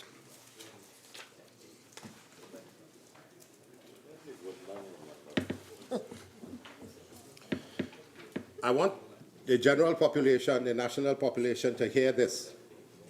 The Minister of Health is speaking about finance and how much money is being paid to the health sector and how patients are receiving free treatment as though it's not their constitutionally enshrined right, which is theirs. But they said in the 2015-2016, the Minister of Finance, together with the Minister of Health, said on page 247, we will place universal health insurance high on our agenda and ensure that by December 31st, 2018, a national health insurance system will be in place and operational, thus bringing much needed relief to our citizens. But we're still waiting on it. They said it in the manifesto in 2015. They repeated it in 2015-16. They repeated it in 2016-2017. Today, in 2019, we have seen any evidence of a national health insurance. But this is something that we, the UNC, will go out to the national population and discuss with them the pros and cons of such a national health insurance. Professor Carl Theodore has been working since the 1990s. I take my hat off to him. He produced about 3 voluminous documents on national health insurance system. And Minister Khan was going to introduce it on a phase basis, but when we examined it a little more, we found it was difficult. So what we had to do was to have biometric cards for the entire population so that the health information will be there on, and then we will have introduced it. So this is something that we will have to discuss with the national population. 2016-2017, Madam Speaker, there's another promise, page 51 to 53 of the budget document. Our health and healthcare policy is appropriately focused on 3 areas. We are improving healthcare. Have you seen any improvement on the healthcare? Absolutely none. We are improving healthcare service delivery and management with the rollout of our hospitals and health clinics. Rollout of our hospitals and health clinics. They haven't rolled out anything. They got the Arima Hospital going for them. They got the Point Water Hospital. And as I'm on that, let me speak. In 1963, Prime Minister Dr. Eric Williams promised a Point Water Hospital in 1963. In 2002, Prime Minister Patrick Manning promised a Point Water Hospital. It took a UNC People's Partnership government in 2010 to start the Point Water. In 2015, we had started. And I want to congratulate the minister, the then minister, who is now Oropoch East, for his work on the UNICOT to start the Arima Hospital and the Point Water Hospital. And Point Water Hospital had a relationship with VAMED. And VAMED was securing the finances for the construction of the Point Water Hospital. So don't let the Minister of Health come today and try to fool the population that we didn't have any financing in place. Don't let him try to fool us about Arima Hospital. Arima Hospital, we had signed the agreement with the Chinese company which is doing the construction. No, that Chinese company was the one, so the financing was being done with the Chinese company. So what he said today is totally untrue and furthest from the truth, Madam Speaker. And then they comment and say, if we were in government, that Point Water Hospital would have been delivered in 2017. And the Arima Hospital would have been delivered by 2018. But now we're in 2019. We don't know when it is going to be finished. And they will do it just like the Cooper Hospital. When it is completed, they will not open it. You could trust this government to do anything. They haven't built one health center. During our time, the Minister of Health, Dr. Khan, and his team made sure that we refurbished and reconstructed 67 health centers in this country out of 95. And these health centers will open up to 9 o'clock in the night and on weekends and public holidays up to 4 p.m. As soon as they come into office, they close down everything.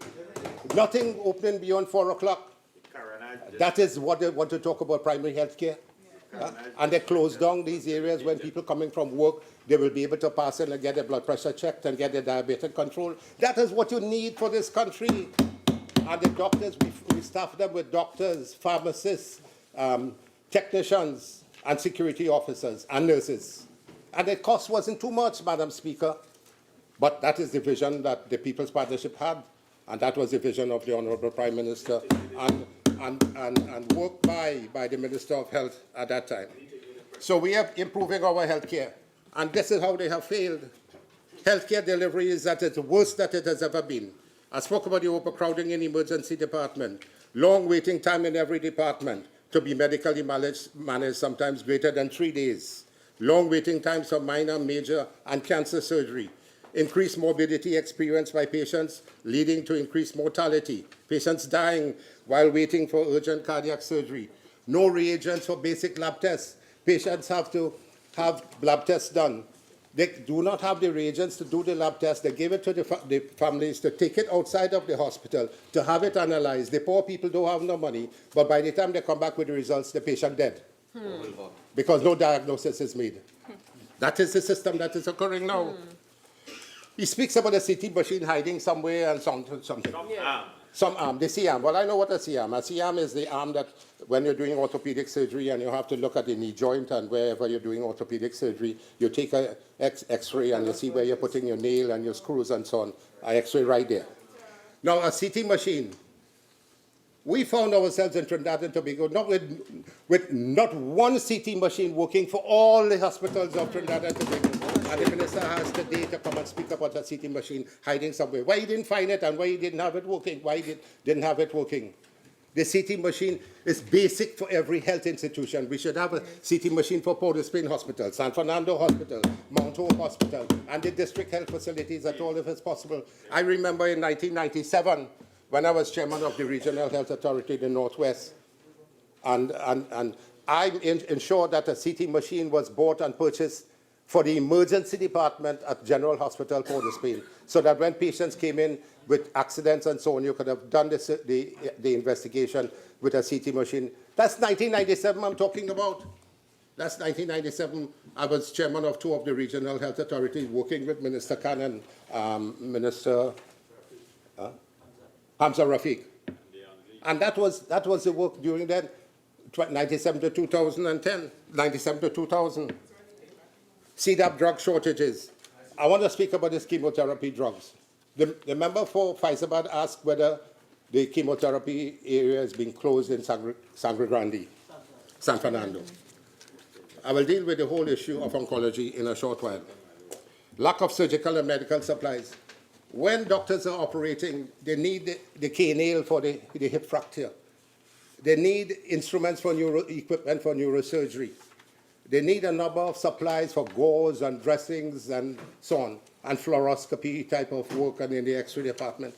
They have been paying the providers of these. So the providers have not been providing the things that they need to have in the hospitals. And the patients have been collapsing and waiting for days and days and weeks for surgical intervention. That is one of the reasons why the hospitals are overcrowded, because they're not doing what is required of them. And don't ask for customer service relations. So in 2016, 2017, they come and they say, Contracts were previously awarded for the construction of the Arima and Point Royal hospitals, and we are now in the process of finalizing the long-term financing arrangement. That's all they could come and say. They can't say what they're going to do. They speak about what the People's Partnership has done. Contracts were previously awarded. Nothing new. The Couva Hospital and Training Facility, 249. The Cabinet has decided to invite proposals for a public-private partnership arrangement whereby a private operator would manage, operate, and maintain the hospital or specific elements of it. Madam Speaker, it's a disgraceful decision by the shameless government on the Couva Children's Hospital. It's pure political spite, viciousness, and vindictiveness. That is why they haven't opened it. That is why they haven't opened the Debe campus. That is why they have not continued the work on the airport at Camden. And that is why they have not done any work on the 62 schools we left for them to finish, Madam Speaker. Is it not telling the population there is political vindictiveness in this? They haven't paid any of the contractors. So you leave Couva Hospital. The stark reality of this Dr. Keith Rowley's administration, the adamant, disgraceful, and hypocritical refusal to open the very modern, advanced, technologically equipped, state-of-the-art Couva Children's Hospital has brought nationwide, Caribbean, and international condemnation of their malicious, politically malicious, vindictive, and vicious decision. This decision to have a hospital of first world standard to now be used for dispensation of CDAP drugs as its major operationalization of the facility can be seen as emanating from a government team devoid of any intellectual capacity and capability. There are already 250 pharmacies and their pharmacists nationwide dispensing CDAP pharmaceuticals while educating the patients of their age.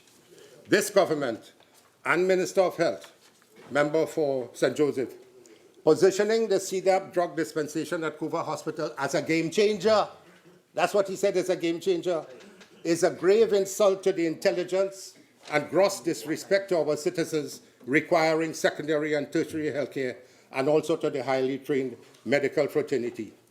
And the minister came here in Parliament speaking about secondary health care, tertiary health care, quaternary health care for Couva Hospital.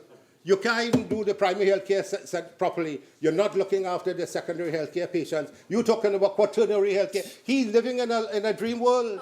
He's in a time of his own. Yeah. Suffering death at Sando Hospital. This is just one. Madam Speaker, it is frightening and scandalous when thousands of patients in serious need of proper hospitalization and urgent surgical procedures are left suffering and dying when an institution much desired by even first world countries, you know many first world countries would love to have a hospital like the Couva Children's Hospital, it remains closed. It is simply appalling. And this regime came into government confused and ignorant of the requirements of the health sector, promising a plan. They didn't even have a plan about the health sector. They promised a plan. And the plan came 2 years later. My good friend, Dr. Winston Welch, everybody knows he's my colleague for many years. He produced a plan working with others.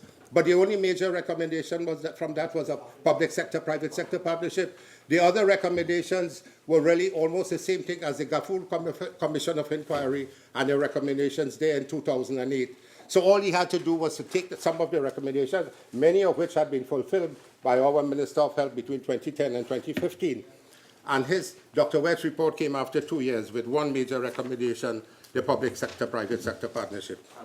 At first, gross and serious untruths were told to this population when Minister Deyalsingh said they do not have enough doctors and nurses to run the hospital, where there were in fact hundreds of doctors and nurses begging for jobs.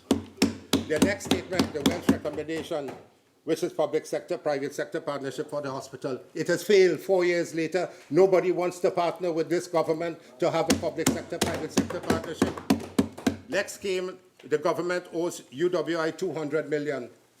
The Prime Minister took, because you owe UWI $200 million, you take a $2 billion institution and they say, here UWI, take this and run it for me.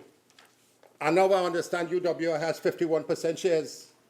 So they have $1 billion in shares. UWI belongs to the Caribbean countries. It doesn't belong to UWI in Trinidad.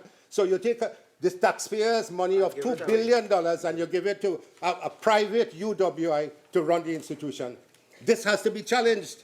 The University of the West Indies cannot have that as 51% share. That has to belong to the people of Trinidad and Tobago, not the Caribbean countries. UWI belongs to the Caribbean countries. And before you can get any plan or any implementation of anything from University of the West Indies, you have to go through the 4 different campuses, particularly in medicine. You have to get it approved in Trinidad, then Barbados, then Jamaica, then Bahamas. So you want to start an offshore medical school. Sure, it's good. But Trinidad and Tobago has 250 medical students at an annual basis. And in any particular time, we have 750 medical students under clinical training scattered in the 3 hospitals, which are overbrimming now. You cannot teach medical students when there are too many around the bedside. You think, as a patient, you would want to have more than 5 doctors or medical students or interns around you? So you're not even making use of the proper training of the medical students here in the hospitals in Trinidad, but you want to bring in an offshore medical school. We, from the University of the West Indies, never wanted to recognize St. George's University when they were an offshore medical school in the 1980s, because they were of a lower standard than us. We couldn't go there as an external examiner to St. George's University. We couldn't go there and lecture. But what has happened?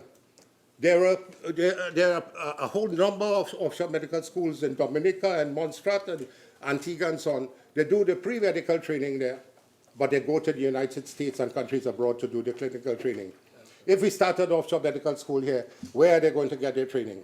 This is pie in the sky discussion. And what an amazing and startling and dumbfounded and stupefying state of affairs with our widespread confused state of mind by this government in the midst of vicious defiance of bringing to proper use the Couva General Hospital. And now all sorts of names are going for it. You go there, you see UWI logo on it, and on the other side another name. They don't want to recognize that it was named the Couva Children's Hospital, and when we get back into power, we will name it the Couva Children's Hospital. We know that there are we know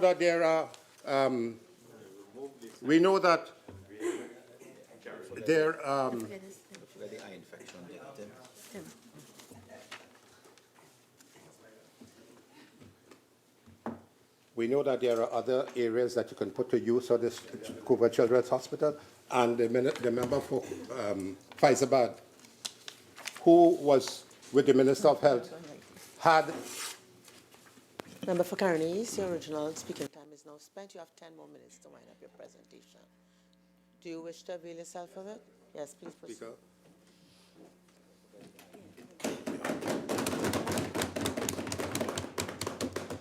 So, Madam Speaker, the same thing being repeated in the promises of 2017-2018. Construction of the Arima Hospital is ongoing. Construction of the New Point Forte Hospital is ongoing. Couva Medical and Training Facility. And that to end, we expect that the facility will be commissioned in 2018. So they're giving CDAP drugs. They're trying to start something at Mount Hope, at the Couva Hospital. They started the MRI facility. They did some MRIs. The MRI has broken down, so no more MRIs being done because they left the equipment for 4 years. Too long, unattended to. So it's not surprising that the MRI has broken down. Madam Speaker, I just want to raise 1 or 2 other points before I close. The minister spoke about attempted suicide. There's nothing like attempted suicide. Successful or unsuccessful suicide.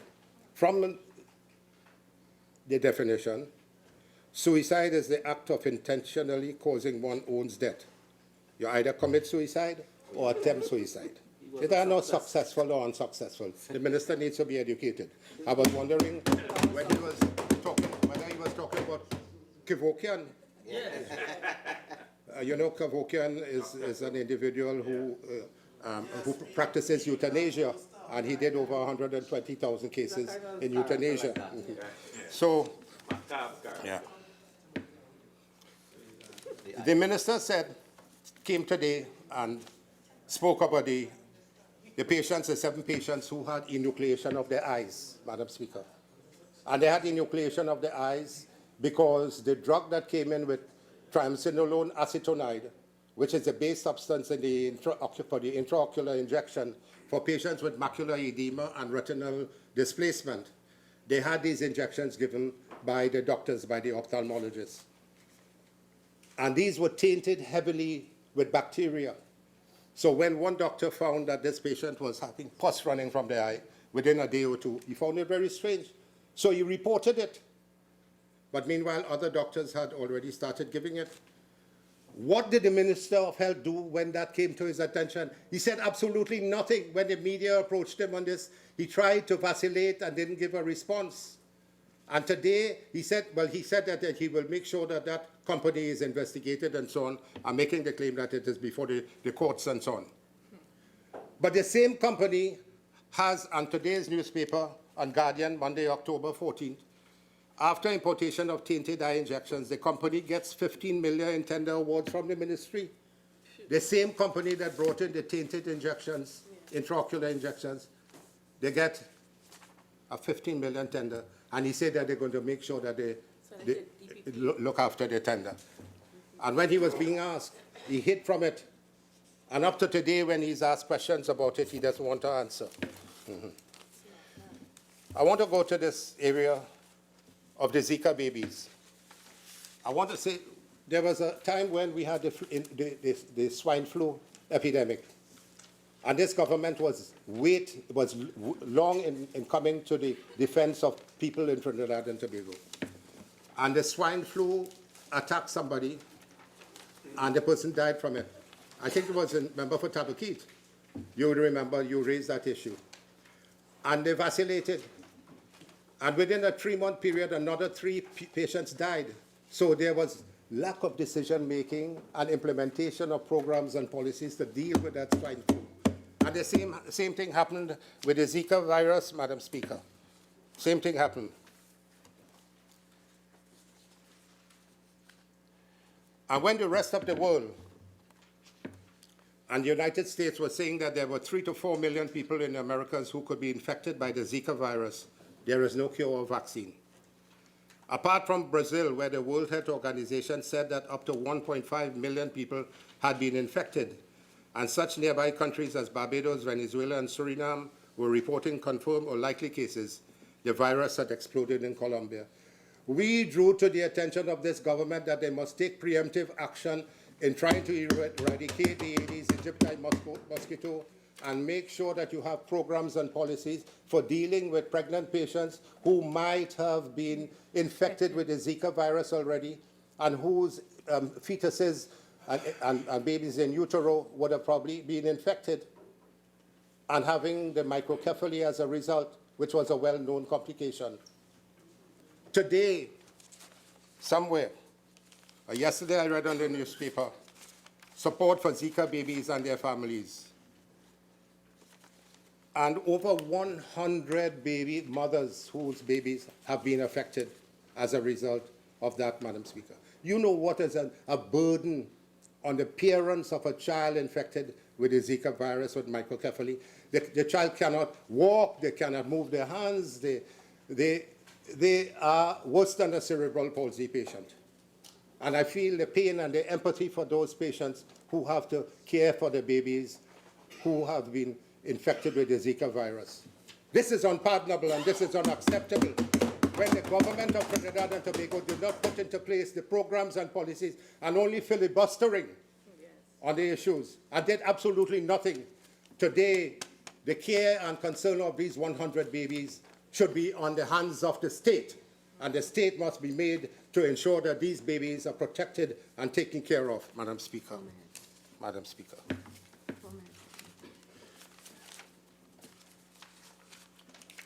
So, Madam Speaker, in my last 4 minutes, I want to talk just a little bit of the Oncology Center. The member for Ropuchi is under Udicott, made sure that this oncology center was beginning to work again.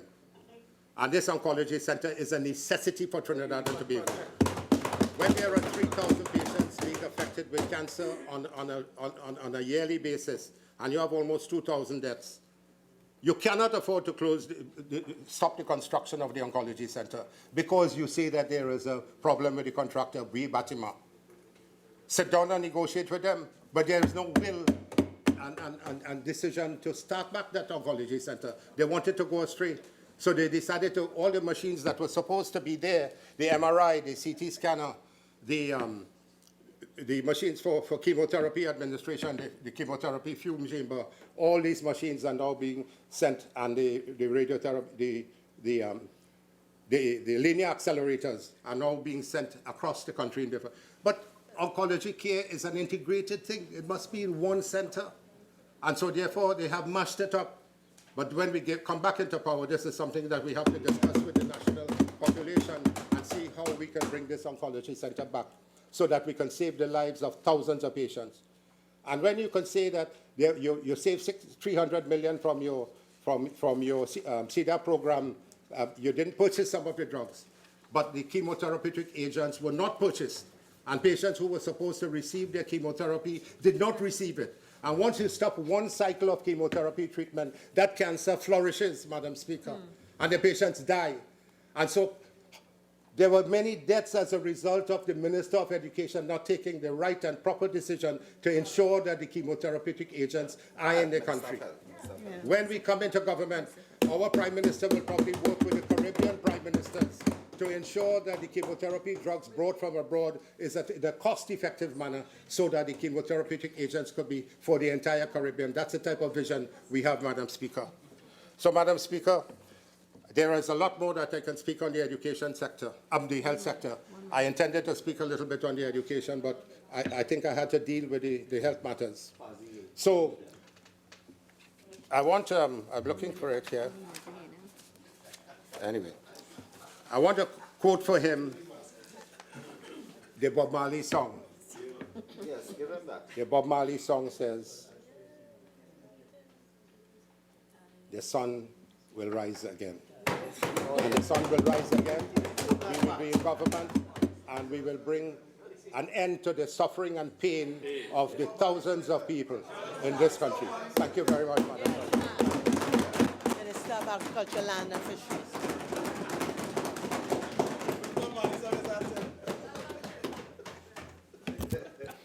Madam Speaker, thank you very much for the opportunity to contribute to this debate. I thank my colleagues on both sides for listening and allowing me the opportunity to assist you in your plans for 2020, which I heard on Friday.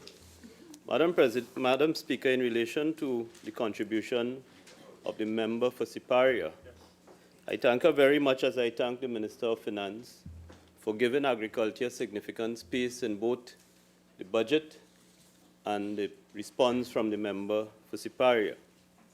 One was absolutely spot on, and one contained many deficiencies. In relation to the contribution of the member for Siparia, Madam Speaker, I wish to point out 4 issues in the overview. The first is I stood in this exact spot a couple of years ago, very early on, and I shared with this House this issue of the food import bill. Almost every Minister of Agriculture before me fell into the trap of promising to reduce the food import bill. Madam Speaker, in my first year as Minister, I could have laid claim to reducing the food import bill by $1 billion. I was asked a question in Parliament about the food import bill, and I disclosed that in our first year it had reduced by $1 billion. I was very clear, Madam Speaker, that I had very little to do with it. The fact is that the Forex situation was tight. That was one. The fact is that the weather conditions in the U.S. led to reduced grain prices, and grain is one of the most important contributor to the food import bill. But in some cases, Madam Speaker, I have seen with the proliferation now of the farmers' market and the greater understanding of the citizens of this country on the need not only to support local farmers, but also support their own health. And I'm happy to be preceded by two speakers who spent almost 90 minutes on this issue of health. Because if there is any case for farmers and local food production in this country, it's a case that will be made by the health practitioners. So the Food Import Bill, Madam Speaker, will always be with us. I started off as minister by talking about the controllables and the uncontrollables. We've been obsessed with local rice, and I'll talk a bit more about that. We've been obsessed with local rice. And coming out of the communist era, we have allowed this thing called food security to be stuck in our language. But this is the reality of the modern trading environment, Madam Speaker, that we've signed on to. My predecessor, who like me comes from Rio Claro, Dr. Brinsley Samaru, was the last person to ban the import of apples and grapes because he had the power to do that. But in a free trading arrangement, there are very limited circumstances in which we can exclude imports into this country. What we can do is hope that our consumers in this country recognize, on the one hand, the need to support local farmers, and on the other hand, the need to support their own health. Madam Speaker, I was quite surprised to hear the rationale for reintroduction of the sugar industry as being the need to stop the importation of sugar. Well, my colleague from Chaguanas East and my colleague from Couva South know well. Between 1993 and 2003, the last 10 years of Carney 1975 limited sugar production, the company existed only to fill the EU quota for sugar. Yeah. None of the sugar produced locally was used locally. Yeah. In fact, importation of sugar outstripped our local production. Yes, Madam Speaker. In the glory days of Tate and Lyle, sugar production in this country was 200,000 tons a year. Yeah. And the reality is that the rest of the world didn't just stand alone and watch us. The rest of the world developed the capacity. And when you are Brazil and you pay 6 cents US a day in labor per person, you understand the ability of Brazil. And when Brazil and Australia, Thailand got into the game of sugar, they got into it with dual factories.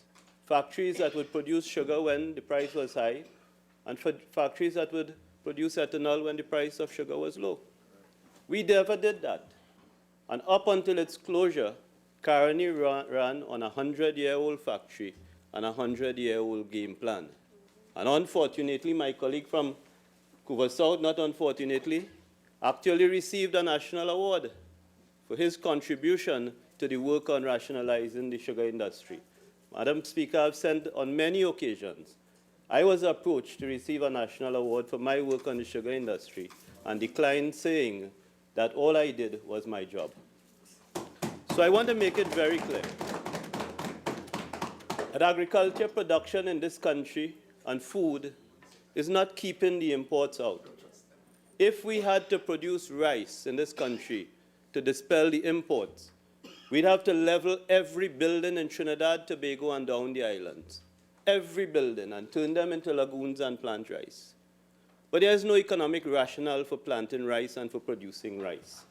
What there is a rationale for is we've had good rice farmers in this country, and we should keep them in production. They occupy significant acreages. We should keep that green and keep that in production.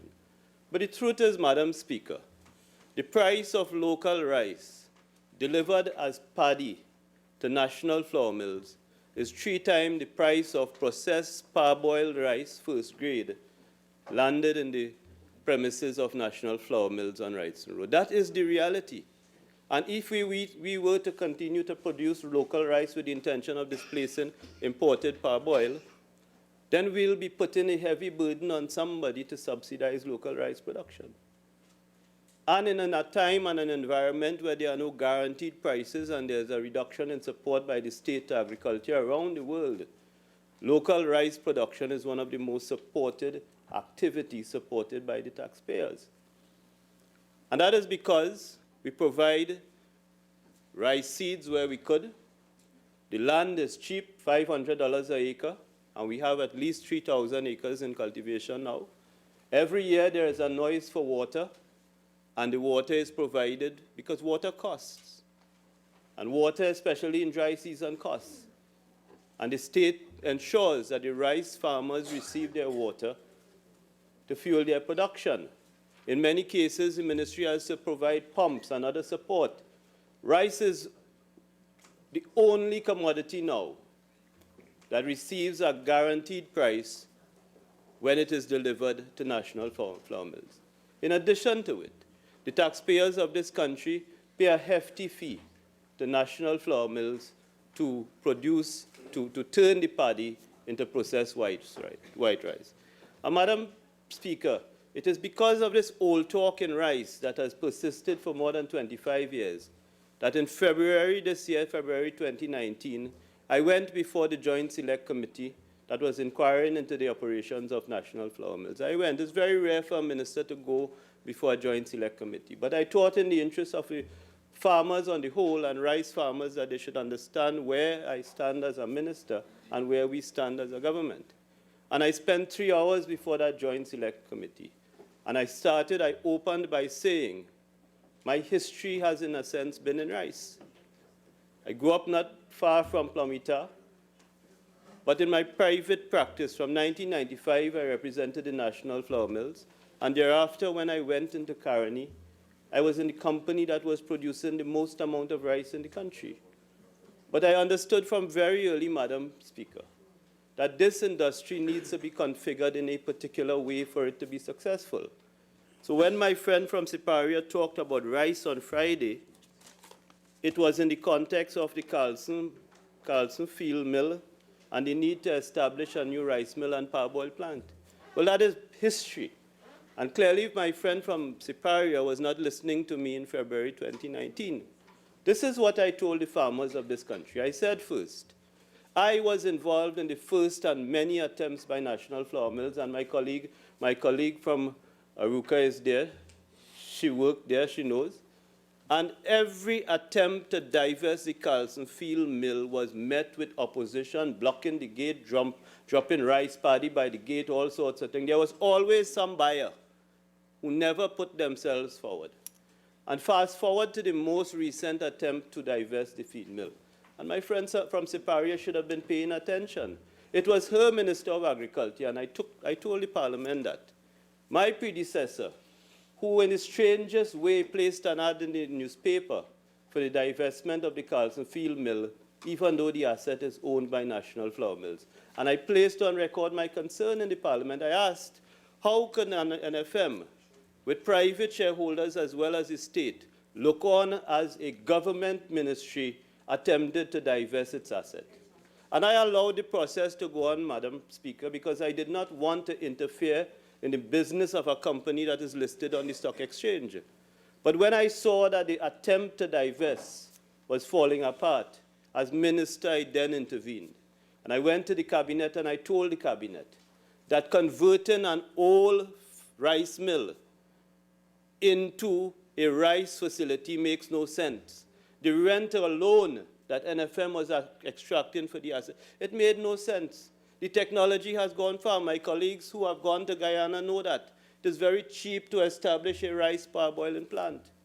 And we opened the opportunity to the person who was identified as the preferred bidder for the Carlson Field Mill to talk to the government on the establishment of a rice parboiling plant. Madam Speaker, I'm very happy to say, after several months of working on it, the cabinet last week and this morning I delivered the letter to Trinidad Parboil Limited for the establishment of a rice parboil plant in my friend's constituency, Cuba South.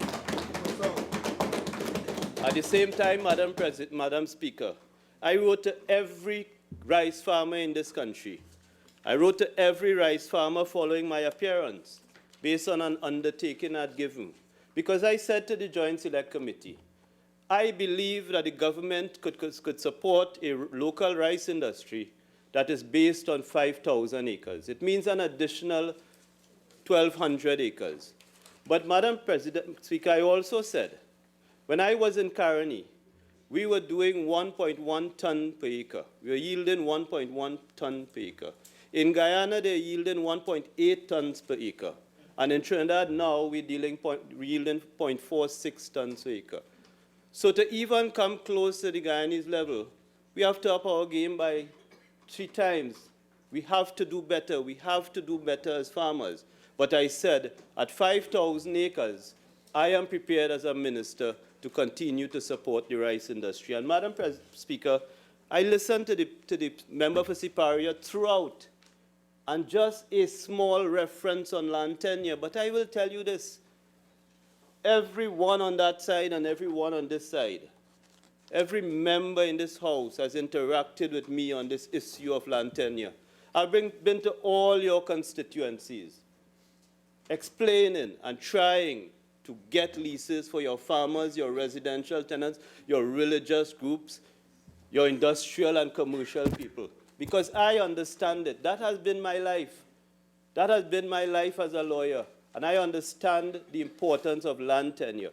And I wrote to these farmers. I listened to the member for Siparia, making a bold announcement of 200 acres of land in El Carmen for rice. Well, as I said, we need at least 1,200 acres. But that 200 acres of land in El Carmen, if she had been minding her business, already exists, and the person is squatting there. It is Richard Singh. And I'll tell you about Richard Singh if I get the chance. A farmer who was led by the administration, led by the member for Siparia, to borrow over $3 million from ADB with a promise that that administration will put 4,000 extra acres into rice. And I have said in the other place, Madam Speaker, I've placed it on the record, that I have been in the state sector for a long time, but I have never seen a permanent secretary writing in the way this permanent secretary did, May 22nd, 2012, writing to the ADB, Permanent Secretary, Ministry of Food Production, telling ADB that the ministry will be granting a contract to this farmer to prepare 2,500 acres of land. And it is on the strength of this letter that that farmer was caused to enter into that borrowing with ADB and could not meet a single loan payment. And it is under this administration, Madam Speaker, it is under this administration that we were able to have payments made through his sales of rice, but also to have the restructuring of the loan. And I've said many, many occasions, there are farmers in this country will not tell the truth because of the politics. But when I work, Madam Speaker, everybody knows I represent the citizens of this country, particularly farmers, without regard of who they vote for. And I could not allow that to go untouched, but I will not allow it also to go unnoticed. And I wrote to those farmers in March, and I asked them 4 questions. Are you currently occupying state land? What is the acreage occupied? What is your authority for using the land? And provide me with your production records. And you know, I did that. I did that first. If they are squatting, to ensure that they get land tenure. If their production records demonstrate that they are underproducing, that we give them the technical support to lift their production. And if there is need for additional land, that we would make that available for them.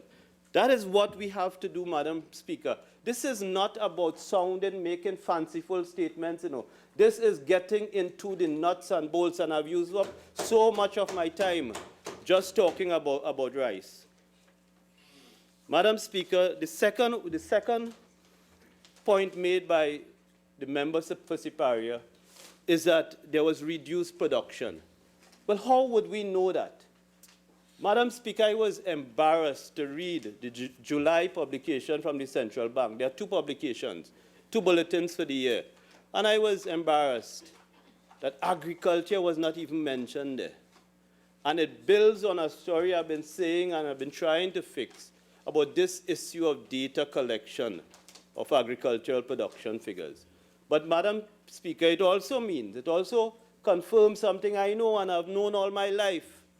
farmers are so fearful of the taxman in this country that they will continue to underrepresent their production data, and they will always be bawling on the television that they're suffering.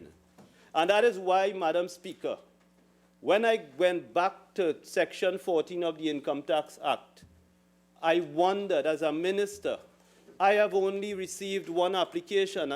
The Section 14 allows somebody who is in an approved agricultural activity to get an exemption for 10 years from their gains and profits from agriculture. And I always wondered why. I got one application in my 4 years so far. And I just believe that when that was introduced in the Income Tax Act, it was not introduced as a genuine effort to help farmers, It was introduced as a genuine effort to help other professionals like doctors and lawyers and accountants and so on to offset their profits against losses in the agriculture sector. So they were not farming. They were just writing off losses. And I believe that this thing called tax-free is a genuine effort by the government to assure those in food production that we understand the circumstances that they operate under, and we are prepared to leave them with their profits and gains to redeploy into their enterprise. But more importantly, if we have the correct data, then we can plan and resource for the industry better. It is difficult to do so once they keep under-reporting or not reporting at all. The third thing, Madam Speaker, in the overview is this thing about land. And I was shocked. I was shocked to hear the member for Siparia made this bold and manifestly incorrect promise of 25,000 acres of Carney land for agri-park and 25,000 acres for mega farm. Not only is it fundamentally wrong as a policy decision, it is mathematically impossible. Carney 1975 Limited, Madam Speaker, had 77,000 acres of land, divided among cane farming by the company Carney, cane farming by private farmers, residential tenancies, squatters, roads, bridges, drains, public buildings, all sorts of things. And as we manage, we've dealt with 14,000 acres. So when we started this VSEP, we might have had about 30,000 or 25,000 available, 14,000 of which has been given to this two-acre policy, another 6,000 for the housing, which leaves us at best with about 15,000 acres of former Carney land, at best. So this 25,000 for agri-park and 25,000 for mega farm is mathematically impossible. But from a policy point of view, foolishness. And if any administration should have learned about the problems with these mega promises, it is my friend's administration, the member for Siparia. This Carney Green was a fiasco. Another promise to enter into tenancy agreements. So a farmer has a 2-acre parcel of Carney land. This Carney Green would rent the land from the farmer and plant it up. And the objective and the promise was to do 4,000 acres. And all it landed us in was a 25 at least million hole in our pockets and multiple lawsuits from farmers that I, as minister, am still trying to deal with. Farmers who they held out hope. Carney Green was a massive failure.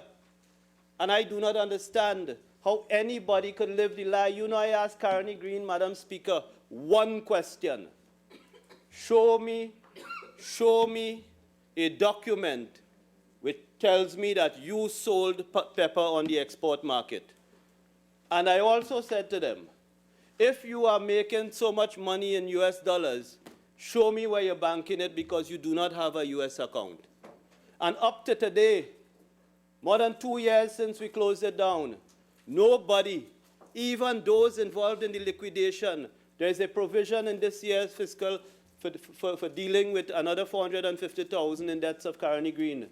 We've already dealt with over $25 million in debts of Carney Green, and nobody can produce this piece of paper to tell me they exported a single pepper. But I will tell you, Mr. Deputy Speaker, What Caroni Green used was the resources of the state to pay close to 100 people to sit down in the office, to pay about 60 to plant pepper, and to offload that pepper onto the local market and kill the farming families in this country who depend on hot pepper for their survival.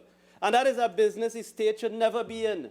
The state should never be mining animal, milking cow, mining goat, growing pawpaw.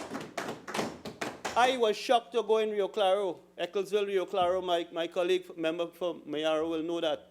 I was shocked to go up there on our station and see a pickup full of plantain, purchased at the old scheduled price, 8 cents a pound, driving off the compound to go out and kill some farming family in this country.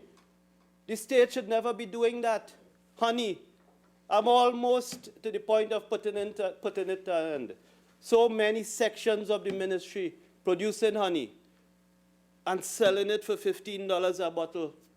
And I know, having spent an enormous amount of time with the great beekeepers in this country, you cannot produce quality honey in this country and sell at less than $150 for a 75 cl bottle. That is the reality. So this thing about 25 acres, Mr. Deputy Speaker, I have said our administration, our party was involved in this mega farm policy. And I have said and placed on the record many times, we do not need mega farms in this country. We need mega farmers. In the constituency for Caroni East, I was embarrassed one night late in the Senate that the Senator Mark, the leader of government business in the Senate, raised the name Ricky Ramcharan and made an allegation in relation to Ricky Ramcharan. And Mr. Vice President, Deputy Speaker, I did not speak that night. And at the first opportunity to speak, I placed on the record an explanation of Ricky Ramcharan. And my colleague for Couva North is there. And I said to the country on Monday, 3rd February 2014, Ricky Ramcharan was given an award by my colleagues on the other side as being an outstanding farmer in this country. And I attempted to clear his name because Ricky Ramcharan is one of those farmers in this country. I was with him on Friday.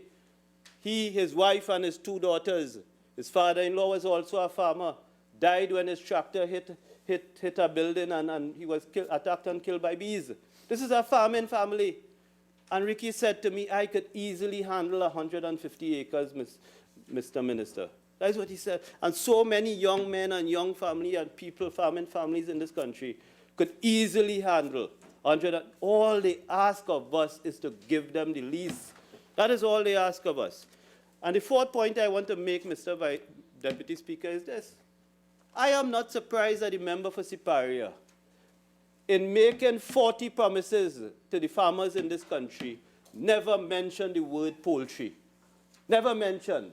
She talked about creating jobs. The member talked about creating jobs. Well, I'll tell you this, Mr. Deputy Speaker. Poultry is the biggest contributor to the small agriculture GDP in this country. Whatever we have as a contribution to GDP, poultry is more than half of that. It employs more than 12,000 women, many of them single mothers. And my friends on the other side will not know. But in November 28, 2015, very early in my term, I took my colleague, the Minister of Trade and Industry, to Arawak. And let me tell you why. I was being asked as a minister to rubber stamp the importation of chicken breasts in this country on the basis that the 3 brands, the 3 marks, like, you know, Adidas, the chicken breast for a sandwich needed to have 3 black marks on it. And they were saying to me that my farmers and my poultry processors in this country cannot produce that. And I refused. And I took my colleague and we spent 6 hours in Arawak. And she came out a believer. And in there she met many single mothers from the East-West Corridor. And in my community and the community of Russian Parry, Member of Parliament for Mayaro, we know, because our communities have the most contract suppliers to the poultry industry than any other community in this country. And the men and women who work there have no malls and factories and government offices to go and work. We must find opportunities on the sea and on the land. And poultry required a defense by my friends, and they failed to do that. And in failing to do that, the Tyson chicken came in here and gobbled up 20% of our market. And you know why?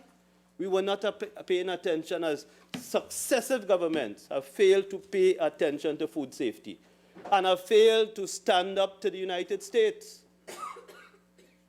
So we have dealt with it from a policy point of view in saying, amongst other things, chicken imported in this country must have, there's a requirement that it must not be 180 days older than the slaughter date. Because you could bring, I've been on record many times, you could bring chicken that's slaughtered and frozen 10 years ago into this country. And you know, Mr. Deputy Speaker, I would not advocate for fast food in this country, not coming after two speakers on this issue of health.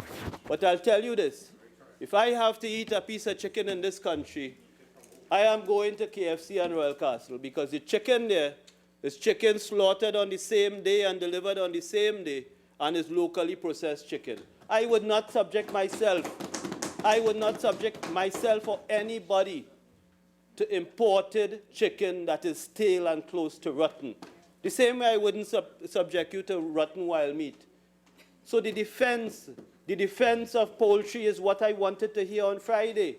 Not pie in the sky about organic sugar. I wanted to hear about the backbone of agriculture in this country, poultry. And I did not hear that, and I was not surprised.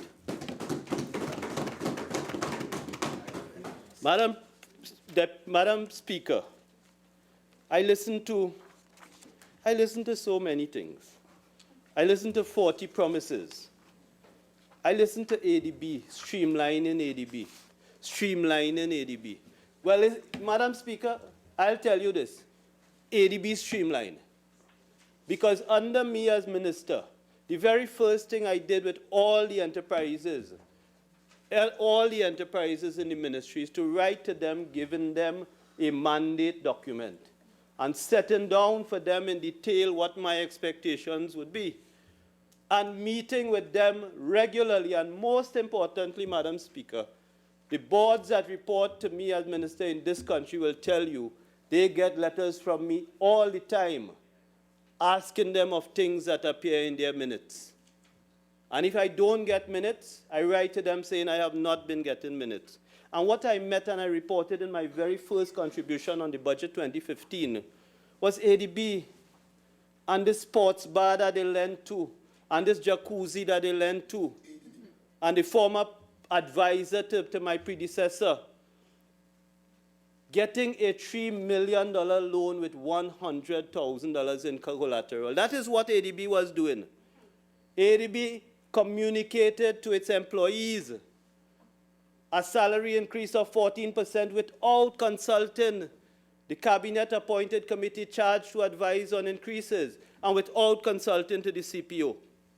And Madam Speaker, the most grievous act and the most hurtful act as a minister is having to see $18 million of ADB money go down the drain because of the failed attempt to rent a building in Chaguanas.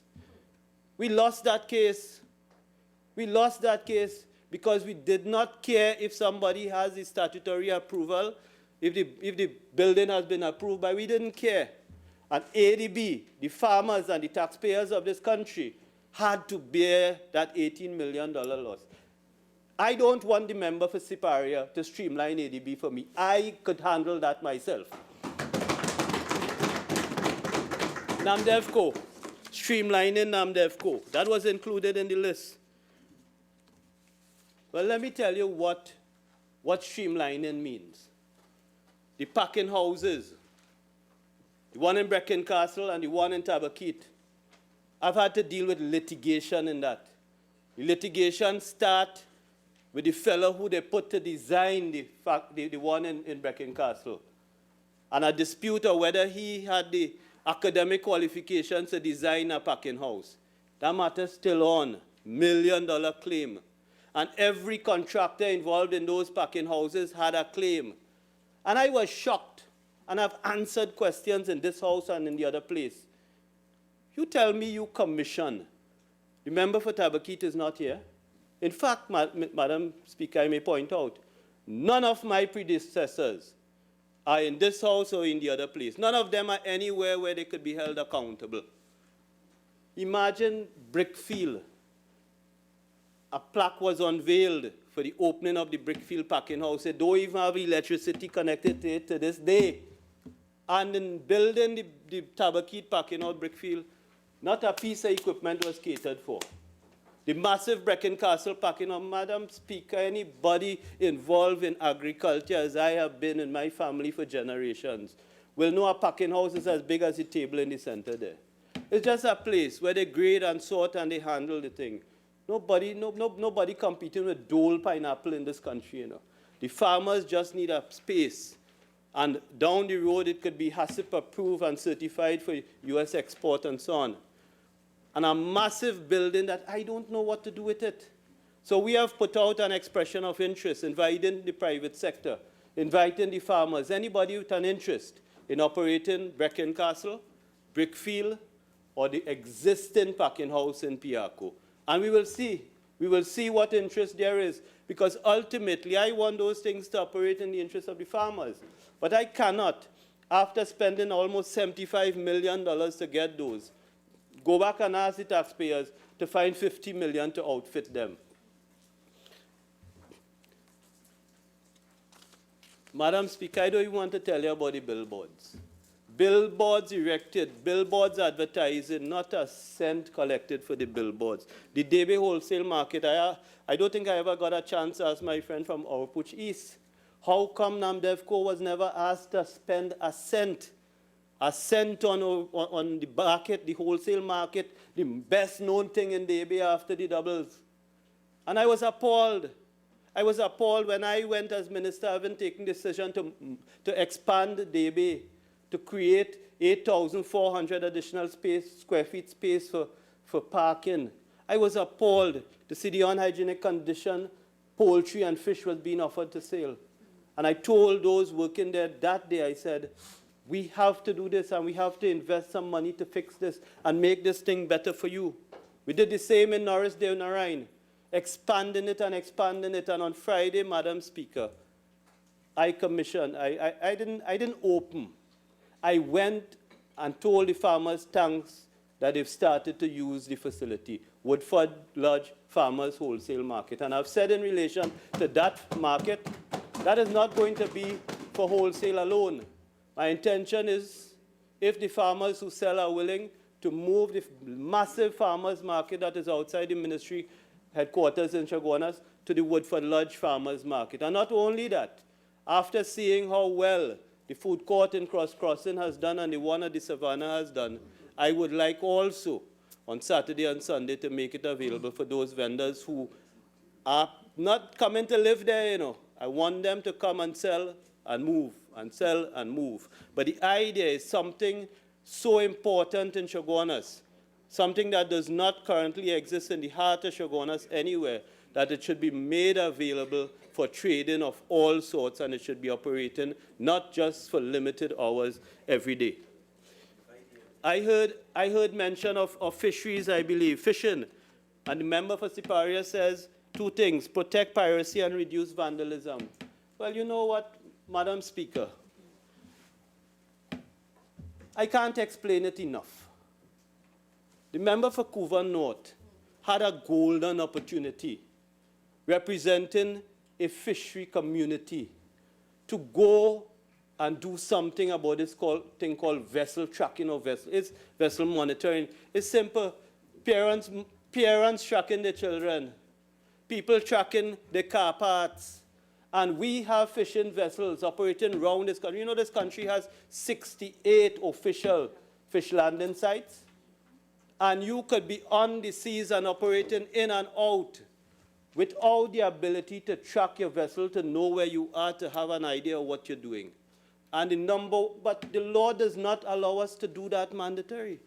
That is the reality. The legislation is 103 years old. It is 9 clauses. And nothing you can do or need to do in fisheries could be mandatory. It is voluntary.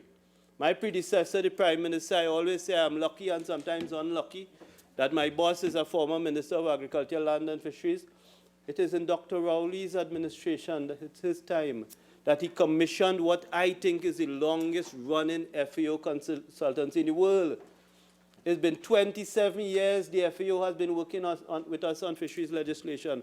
In 2015, when I came in, what I met was a report from the EU telling us that even this bill, my friends on the other side did produce a bill, and the EU said this bill does not meet international requirements, particularly in relation to illegal, unreported, and unregulated fishing. You know, you have fish laundering.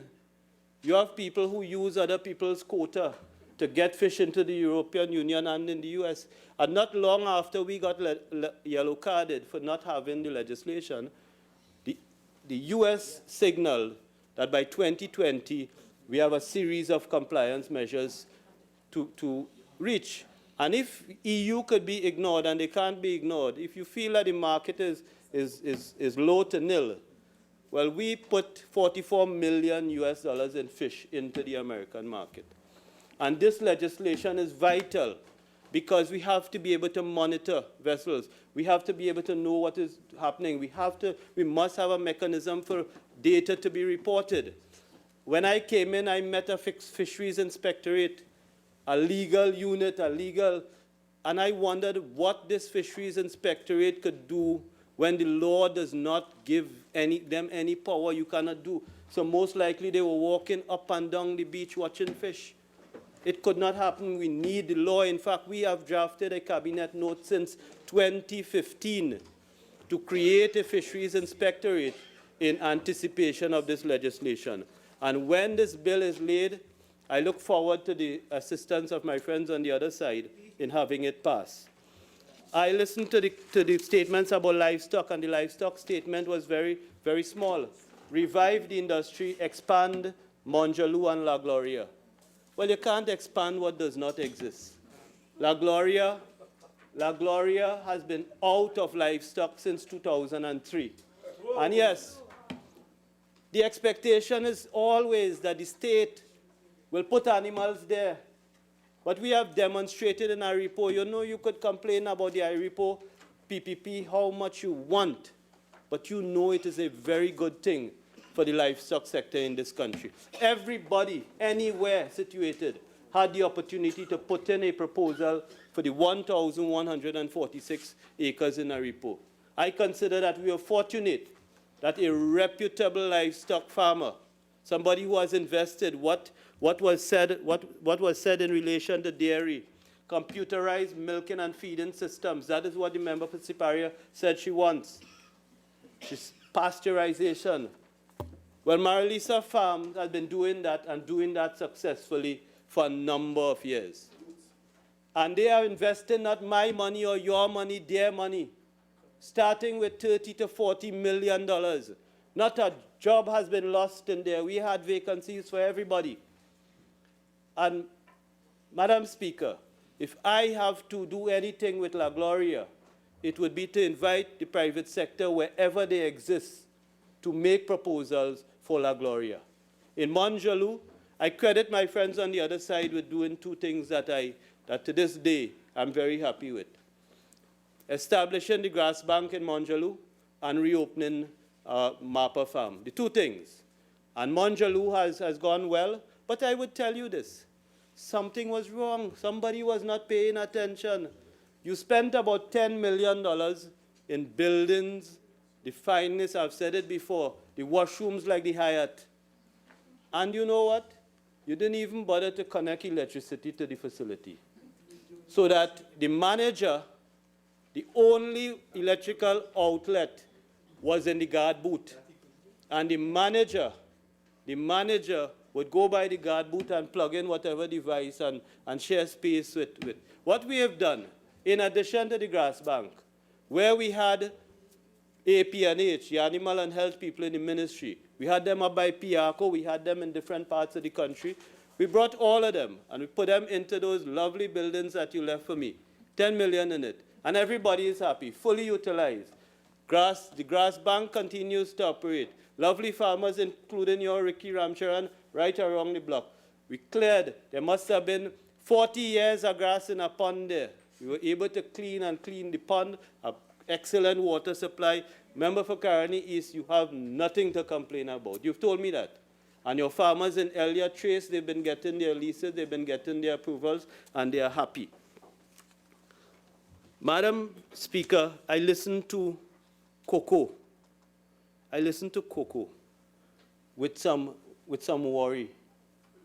The decision in a finance bill under my friends, in one line in that bill hidden, you had the words, repeal the Cocoa and Coffee Industry Board Act. I grew up on that. Mr. Sir, everybody in my community, everybody knew Sarabjit in my family. My mother, where she was born and grew up in Nohar Trace, Tablan, everybody know the cocoa and coffee dealer, the person you took your beans to. Our farmers in this country, our cocoa farmers, never had to sort and grade and find global markets, you know. The Cocoa and Coffee Industry Board did that.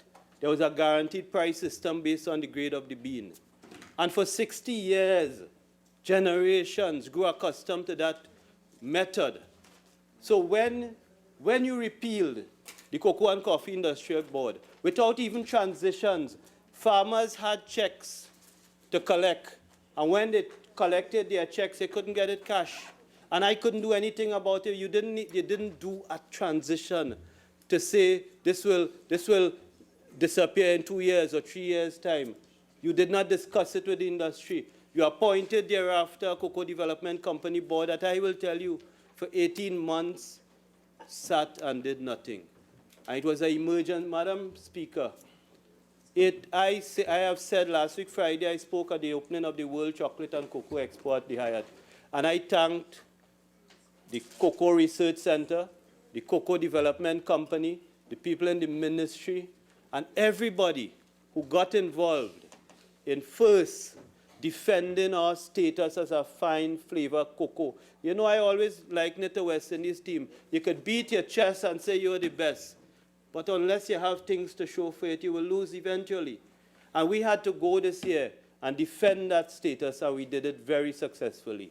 Our cocoa beans continue to attract good price, but it's not automatic. You go into the European market, they tell you use diesel to power the dryer for the beans, and there's diesel content in the beans. They don't want that. They tell you that there's cadmium in the cocoa because in certain parts of the country, Northeast in particular, high cadmium content in the soil.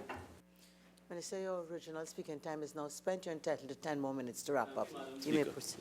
And that is what we've had to deal with. But, Madam Speaker, the potential exists. The farmers continue to be interested. The potential exists. They've been supported by the Cocoa Development Company of Trinidad and Tobago. The beans and the chocolates have been winning international awards. I'm particularly, as a critic sometimes of the ministry and the public servants and so on, I was very happy to see the Ecclesville station of the ministry. Nariva Mayaro has been an integral part of agriculture in this country, particularly in cocoa. And last year, our station in Ecclesville was selected among the 50 top beans in the world. And that is a good thing.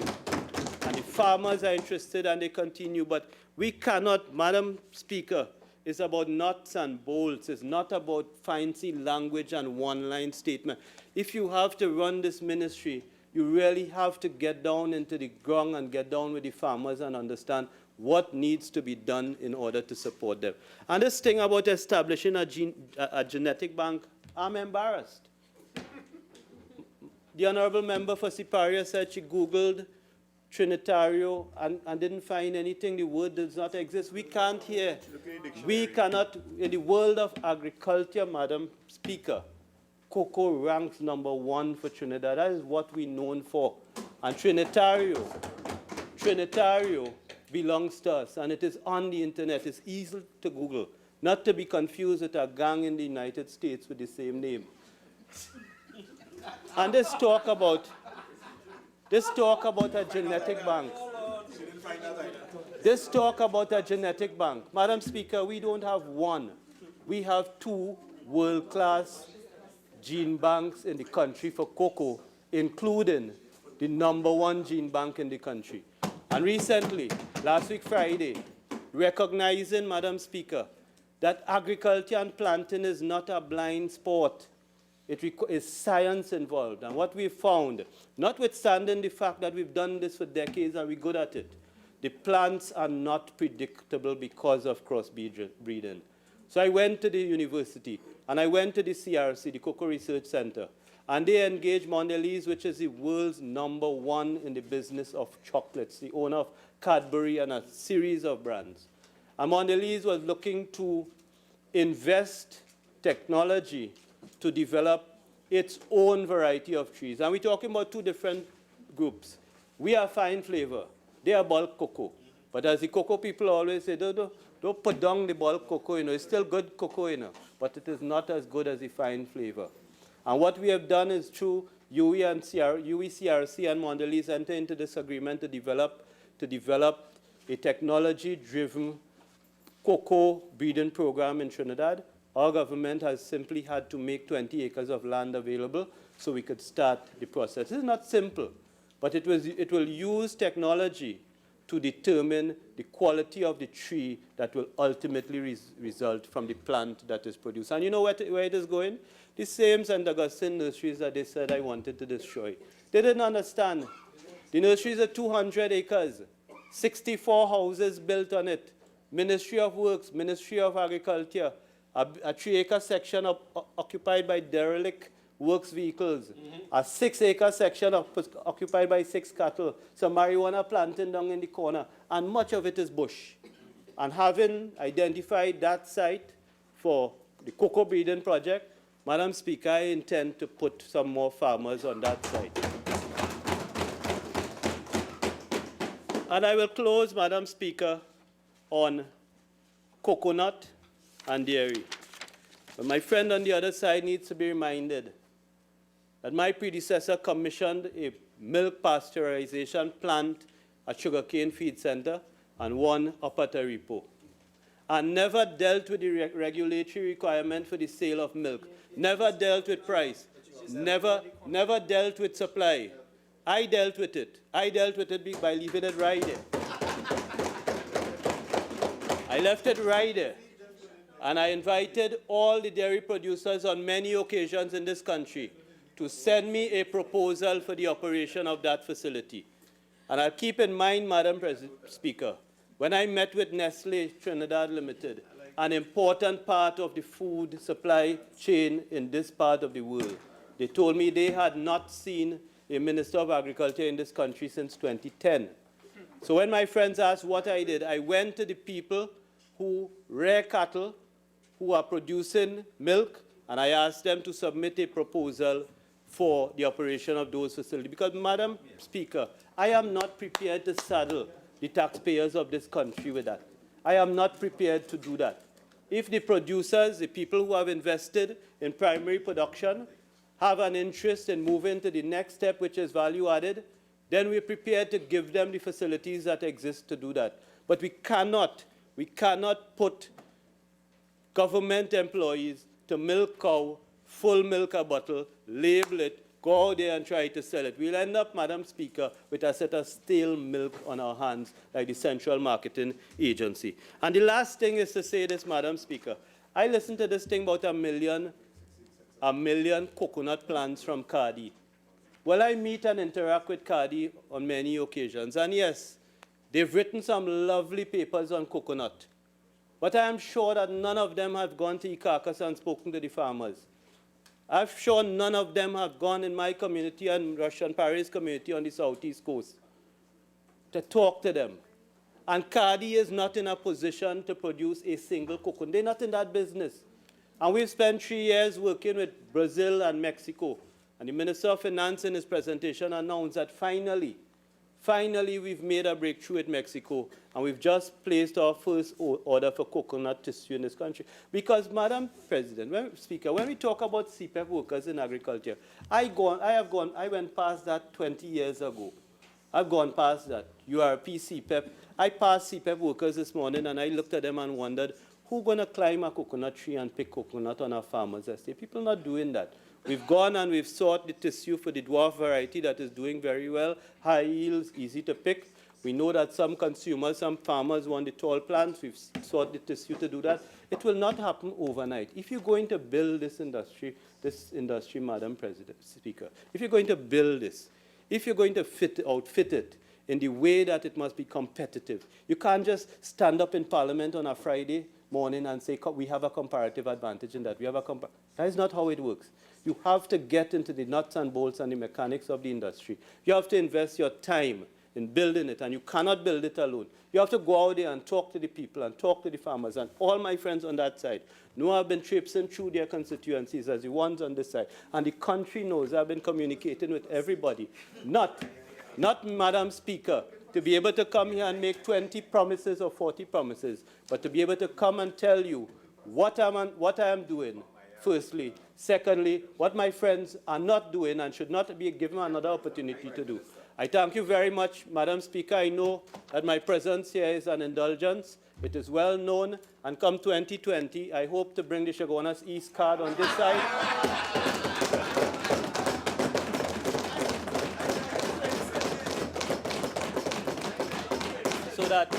So that my presence here would not be by invitation, but by right. I thank you very much. Member for Oropuch West.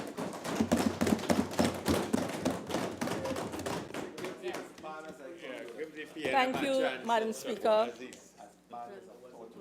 for allowing me to join in this debate. Madam Speaker, before I proceed to analyze this budget debate, I would like to congratulate the Leader of the Opposition for presenting a real budget to this Parliament, one that maps out the way forward to bring hope and prosperity to the people of Trinidad and Tobago. The National Economic Transformation Master Plan, it was indeed a masterpiece. I would also like to congratulate all my colleagues on this side for being sheer brilliant, Madam Speaker. But Madam Speaker, when I listen to the members opposite, the member for St. Joseph and the honourable member for agriculture, their contributions, Madam Speaker, I must say today, were devoid and bereft of substance. Madam Speaker, listening to them was so traumatic that the endorphins in my body could not be secreted quickly enough to dull the pain. Madam Speaker, every mitochondrion in my body had to squeeze its extra energy for sustaining me here. Madam Speaker, but I survived. And I survived to listen to all the broken promises. I survived and I listened to all their failed game changers. Madam Speaker, when I listened to the Minister of Finance, 3.5 hours, and he concluded his budget contribution by saying, some feel the rain, others get wet. And who really could really get wet and know in this Parliament than Laventille West? He knows how to get wet. Madam Speaker, the PNM has continuously talked, yet we have seen no actual change, no achievement. PNM talks and UNC works. This government has been in this office for over 4 years, spent $200 billion, and have nothing to show for it. This government that talks of value for money has literally wasted millions of dollars on useless vanity projects. And you know, this is a government always speaking about doing more for less. You know, there is no mathematical theory that could give you more from less, Madam Speaker. I don't know if they're better than abracadabra in this Parliament. A magician government. Madam Speaker, this country is in a brink of collapse. This PNM has not implemented one strategy, one mechanism, or one policy to treat with the economic crisis they have foisted upon us. Institutions are failing under them. And what this year the minister comes with? Stability, strength, and growth. And I want to let the population know and this government know that the only thing that is growing under this government is crime and murders. That's the only thing growing. When I listen to the Honorable Minister of Agriculture, Madam Speaker, it seems as if he was speaking on behalf of someone because he didn't know, he was not aware of what is happening in the agriculture sector. The advisor probably wrote that speech. Because their only achievement is that there is an advisor to the Prime Minister in agriculture. That is the achievement. That is the achievement. Poor fella, he may get sidelined and he doesn't know. Oh, yes.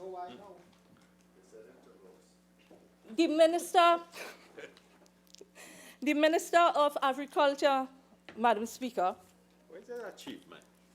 his only achievement is laying a bill here in Parliament, changing the national emblem from a single Shakonia to a double Shakonia. That's his achievement. In 4 years, he has brought one bill here. And then also complain, that, we cannot propagate that plant because he doesn't know about the meristematic regions of the plant. And so, but I will leave that. I will leave that. Madam Speaker, the Honorable Minister spoke a lot about the different things the Leader of the Opposition had proposed. But he has not come with one solution as what he has done or is going to do for the Ministry of Agriculture. Nothing. He said the Leader of the Opposition didn't talk about poultry. But I have to remind him, doesn't livestock include poultry? Poultry falls as a sector of livestock, is a subsector. So poultry form parts of livestock industry, and this is what we have here. We are saying that our People's Partnership or our UNC government, when we come into power, we are going to revitalize the livestock industry. We have said it here. We have said it, we're going to rehabilitate the Carlsonfield dairy farms. We are going to develop the dairy goat industry. So maybe the Honorable Minister didn't even hear what the Honorable Leader was saying. Didn't read. But Honorable Leader of the Opposition had said, we are going to get the country moving forward. We had done so much when we were in government in 2010, 2015, and we also saw lots of promises by this PNM government, Madam Speaker, lots of promises and lots of failed promises. And if we were to look at the PNM budget 2015-2016, the first promise, they're going to reverse the decline in agriculture production and create a strong, modern, prosperous, and competitive agricultural sector. What is the status of that, Madam Speaker? It has failed. They're going to do security of land tenure is now being accorded high priority, and lands will now be delivered with access road, drainage, and irrigation system. Madam Speaker, to date, this has been addressed. It has failed. 4 years later. 4 years, and still people are waiting for access roads. Consistent with our 2015 election manifesto, we are in pursuit of the objective of achieving food security. What food security are they talking about? The food import bill is close to $6 billion in this country, $6 billion. When we go on to their 2016-2017 budget, they promise again and have not achieved anything. They're going to restructure the school feeding program, and the expected expansion of tourism sector will offer enhanced market opportunities. Which expansion with tourism sector? It goes hand in hand. The tourism sector has contracted. So this is also a failed promise. They're going to do access roads, rehabilitate access roads with projects at Low Zero. Madam Speaker, it's a total failure. The Low Zero farmers are still seeking assistance for road access and irrigation ponds to date. They're going to modernize land records. Investors and farmers will now have access to standard agricultural leases. Total failure. Madam Speaker, which land records? I heard the minister was saying 80,000 land records are going to be filed, put in a database for farmers who are occupying state lands.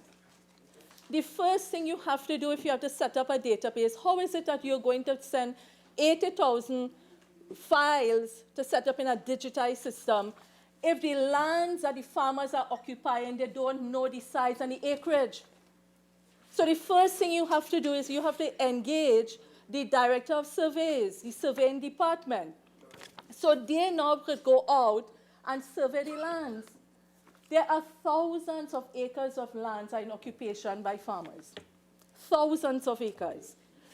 We have very few land surveyors in the country. The director of surveys is not, that department is not resourced.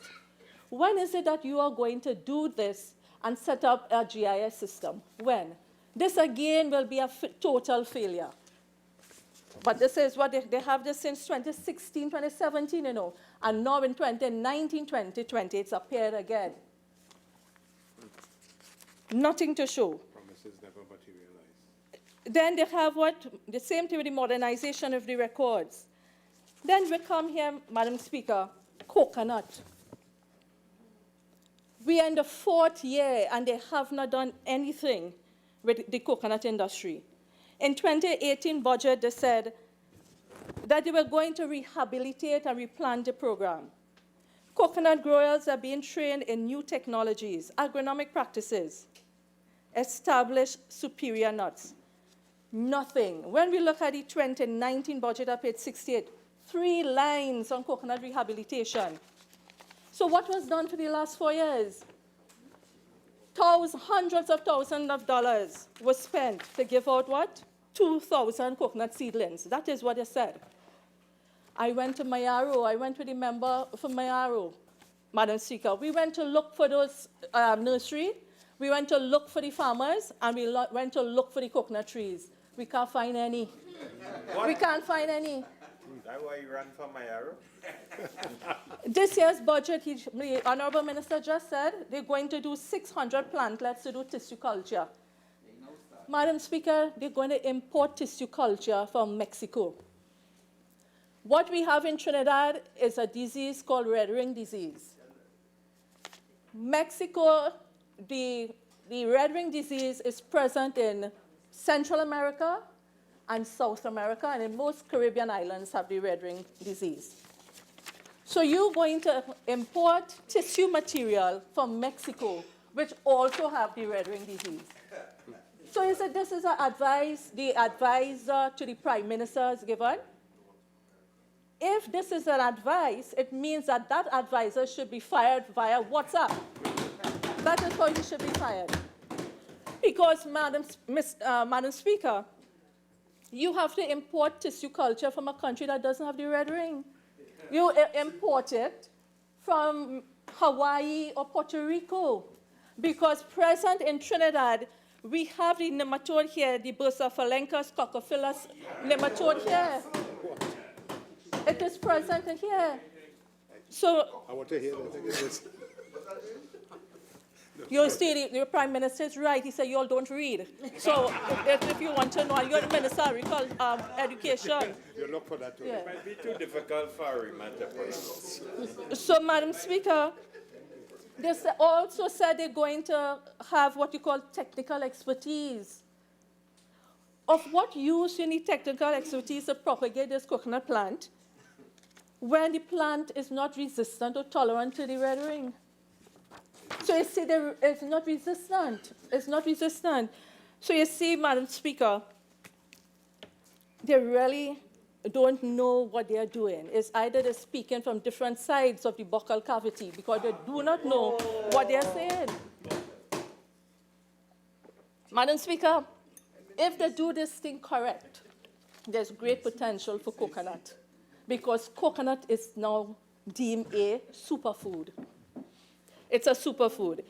And you can look and see how you can derive value-added products from the coconut industry. You could do creams and lotions and sugar and coconut flour. You have coconut oil, the cold press oil, Madam Speaker. You have Hollywood and Bollywood stars using it to get beautiful skin, to use it in their teeth so they get pearl white teeth. It's a whole industry. And even here, if your hair is dropping, the people put coconut oil on their hair. And the coconut industry, Madam Speaker, the demand for it is growing at 10% per year. And recently, I believe the member for Mayaro took it upon himself to go and plant 100 trees, and I want to congratulate him.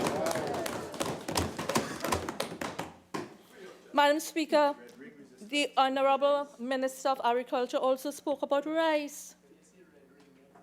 He spoke about rice. Madam Speaker, when we were in power, when we were in government, we handed over combined rice harvesters to the rice farmers. We increased lands under production from 500 acres to close to 5,000, 10 times.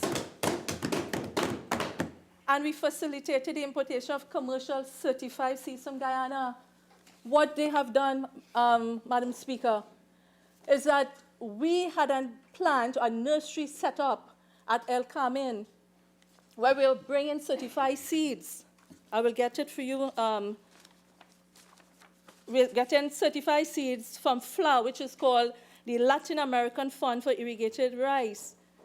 Madam Speaker, we had already signed a 3-year contract with FLA, a 3-year contract. The rice seeds, which were resistant and tolerant to our environment and grow under our climatic conditions, they were coming in October of 2015.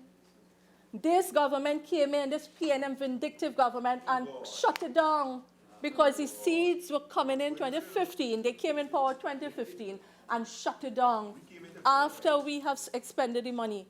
So what the farmers have to do now is that they have come together and they are trying to see if they could get seeds from Guyana. They are trying to pool their resources. What you have,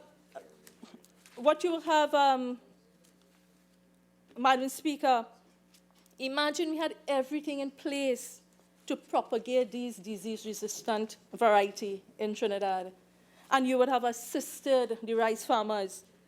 If we were given the support, if you were given the support to the rice farmers, you would have saved $135 million a year from importing rice. And there's the 4th year, currently is, that's about $500 million. 540. $540 million this government would have saved. But you see, Madam Speaker, they have more dollars than cents. You see, Madam Speaker. There are no cents at all. Yeah. You see, Madam Speaker, the minister also spoke about we are so addicted to local rice. The thing is, why is it that you give a man in Forgeny $0.375 million to do Maruga Hill rice?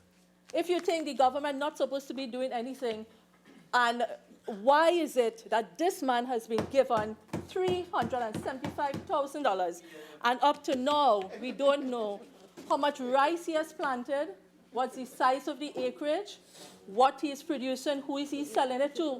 I went all through Maruga Tableland looking in the parlor for a pack of rice. You can't find none for the Maruga Hill rice.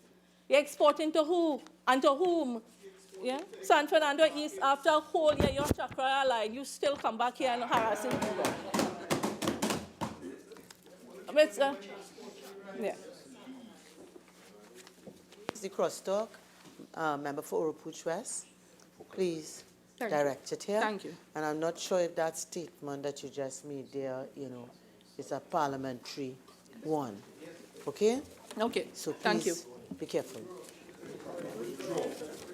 So, Madam Speaker, you see the Minister of Agriculture speaking about lots of things, and nothing is really happening under his watch. He also spoke about Caroni Green. And he said it was wasting and losing how much money. Karen agreed, Madam Speaker, celebrated under the People's Partnership, £1 million production, £1 million. And the minister was talking about the government not supposed to help them. The government wasn't helping Carney Green. There was a European Union loan for 22 million euros. So there was no help from the state. Straight. In fact, Madam Speaker, Carney Green was employing single mothers. Many of them had right now, they have nowhere to go because they have lost their job because this government shut it down. Impoverished families, many of them use that daily paid money to send their children to school. And they have shut it down. What we have had, Madam Speaker, is that we have the hottest pepper in the world. And of course, it has been relegated because to the Carolina Reaper now, because they have not done what they're supposed to do under this administration. We had the hottest pepper, the Maruga scorpion.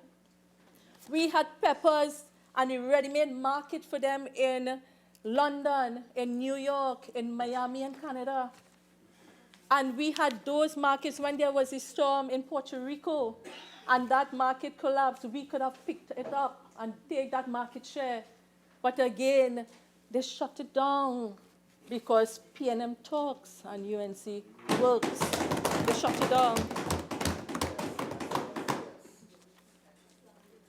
Madam Speaker,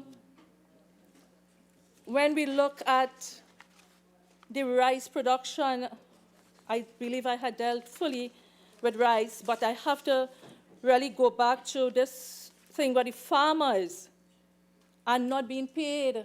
They're sending their paddy to NFM. And the last time these rice farmers were paid is January of this year. So NFM is sending their invoices to the Ministry of Agriculture. And the Ministry of Agriculture refused to pay these farmers for the paddy. So farmers have, Madam Speaker, loans to pay. They have to pay ADB. They're in arrears for hundreds of thousands of dollars. And no one is coming to their assistance, Madam Speaker. No one is coming to their assistance. And if they cannot pay, of course, now there will be forfeiture on their assets because they cannot pay their monthly loans. When we look, Madam Speaker, I could recall, maybe I will do this one first, Madam Speaker, is that a vesting bill was brought to this Parliament. If anyone could recall, a vesting bill. That vesting bill, PSEAL lands would have been transferred and vested to Heritage Petroleum. Over 3,000 acres of agricultural lands were to be vested in Heritage Petroleum. And what was the role for Heritage Petroleum? Exploration and production. Madam Speaker,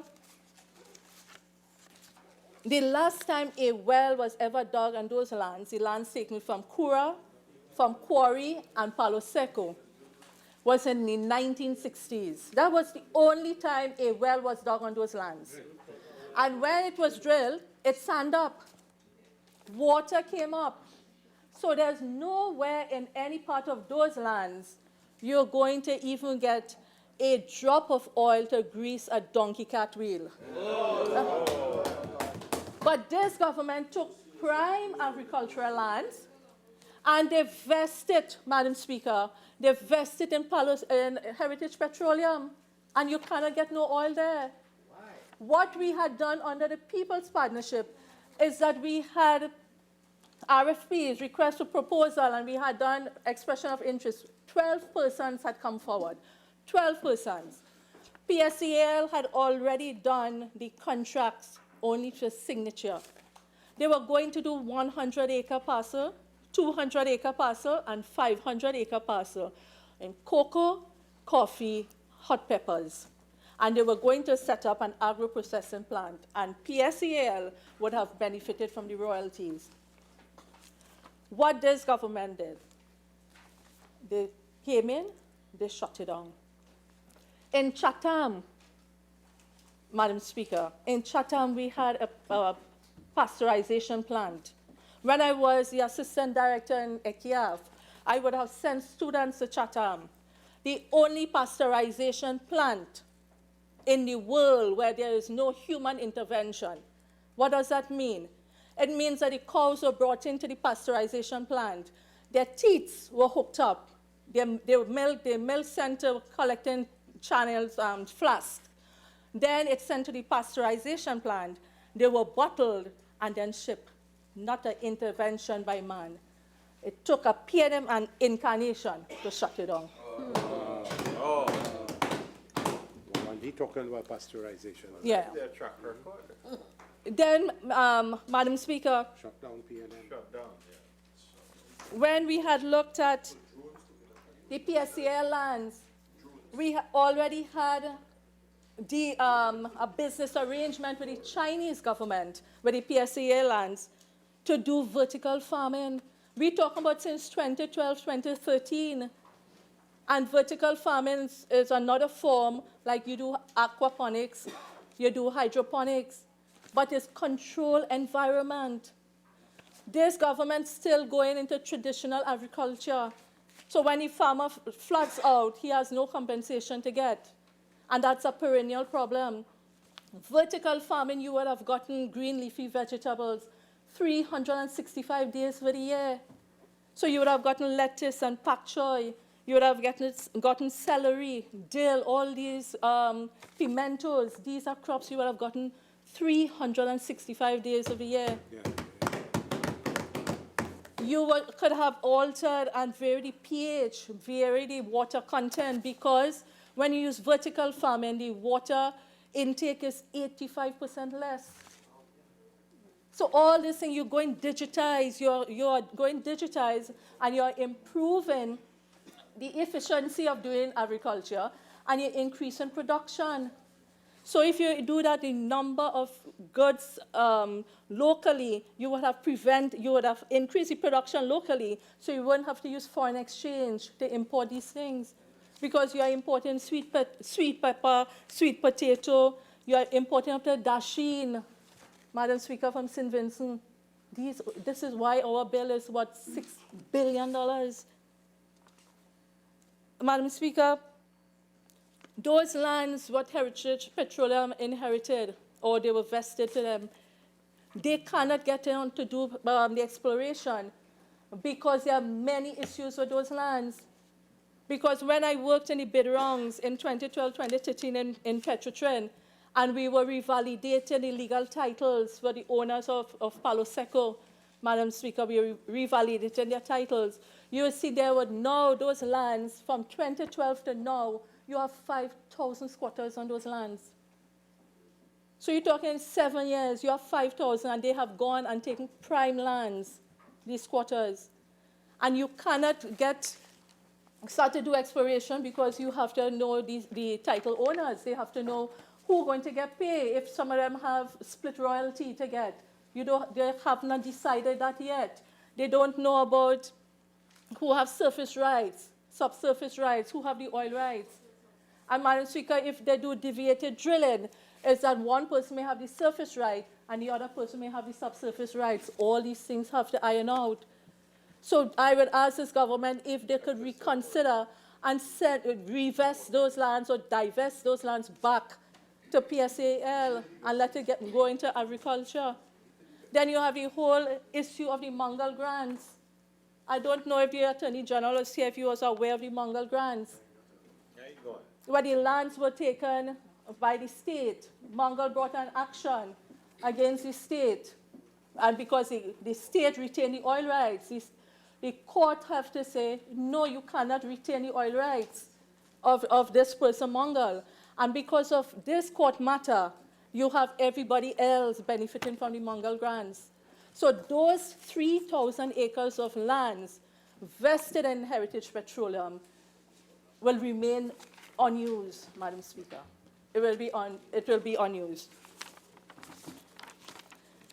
Madam Speaker, when we look at a repo farm, the Honorable Minister saying that there is what, a pasteurization plant? Yeah, there's one guy. Under the People's Partnership, we opened a brand new dairy processing unit there. The People's Partnership launched their own brand of fresh pasteurized milk. I had met with farmers from Maripo, Madam Speaker, and what is being done up there is that the assets and everything are being apparently sold out. 1,100 acres. We have 1,146 acres of prime agricultural Who land. they give it to? Who they give it to? The, Now, what is, terms and conditions? the issue is, Madam Speaker, who is this person benefiting? In fact, a lease was done for this 1,146 acres of land. The Honorable Minister is saying people cannot get leases, the farmers cannot get leases. How you did it with such alacrity and speed for this person, for this 1,146 acres? Financier of the government. Who is this person? In fact, Madam Speaker, if you have vested the lands, you get a lease. What happens to the asset? Are you being gifted the asset also? Is it that this person will be rearing livestock and also moving earth? We don't know, Madam Speaker, because I have a profiling of that estate down there, and it is rich in blue metal. It is rich in andesite. So we don't know what is the real reason, what is the objective, and using this Aripo farm. They give him a quarry as well then. This is an electioneering strategy. I don't know who it is. It's one of their friends. So you see, One of the financiers. see, Madam Speaker, the minister also said in his budget at page 49 that over 100 employees who are at the station were redeployed to the Ministry of Agriculture. But what about the other employees, Madam Speaker, who have been sent to? Where are they? As a matter of fact, Madam Speaker, what they are saying, some of the animals are dying from our Aripo farm because they are not getting the sufficient feed. The vet station refused to take these carcasses because you have veterinary students use them to do anatomy. So they cannot use them because all the freezers are filled. So you see, Madam Speaker, the least they could do is at least buy the feed for the animals so they would not die. Because the great Mahatma Gandhi said, the greatness of a nation and its moral progress can be judged by the way its animals are treated, Madam Speaker.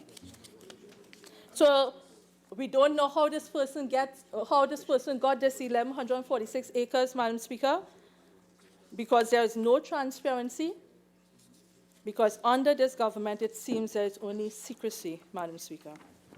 So the Aripo farm is a farm, we don't know if it's Maralissa farm, we don't know if it's Earth Movers, the contractor Earth Movers, we don't know, we asking if they will be moving earth too. Yes. So we're not sure. Then we look at the Maruga agro-processing plant. Madam Speaker, the Maruga agro-processing plant.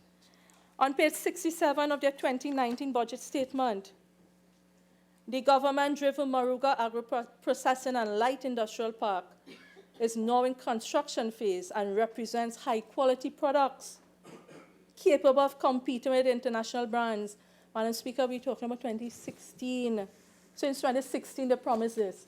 We in 2019, 2020, it appear again in the budget.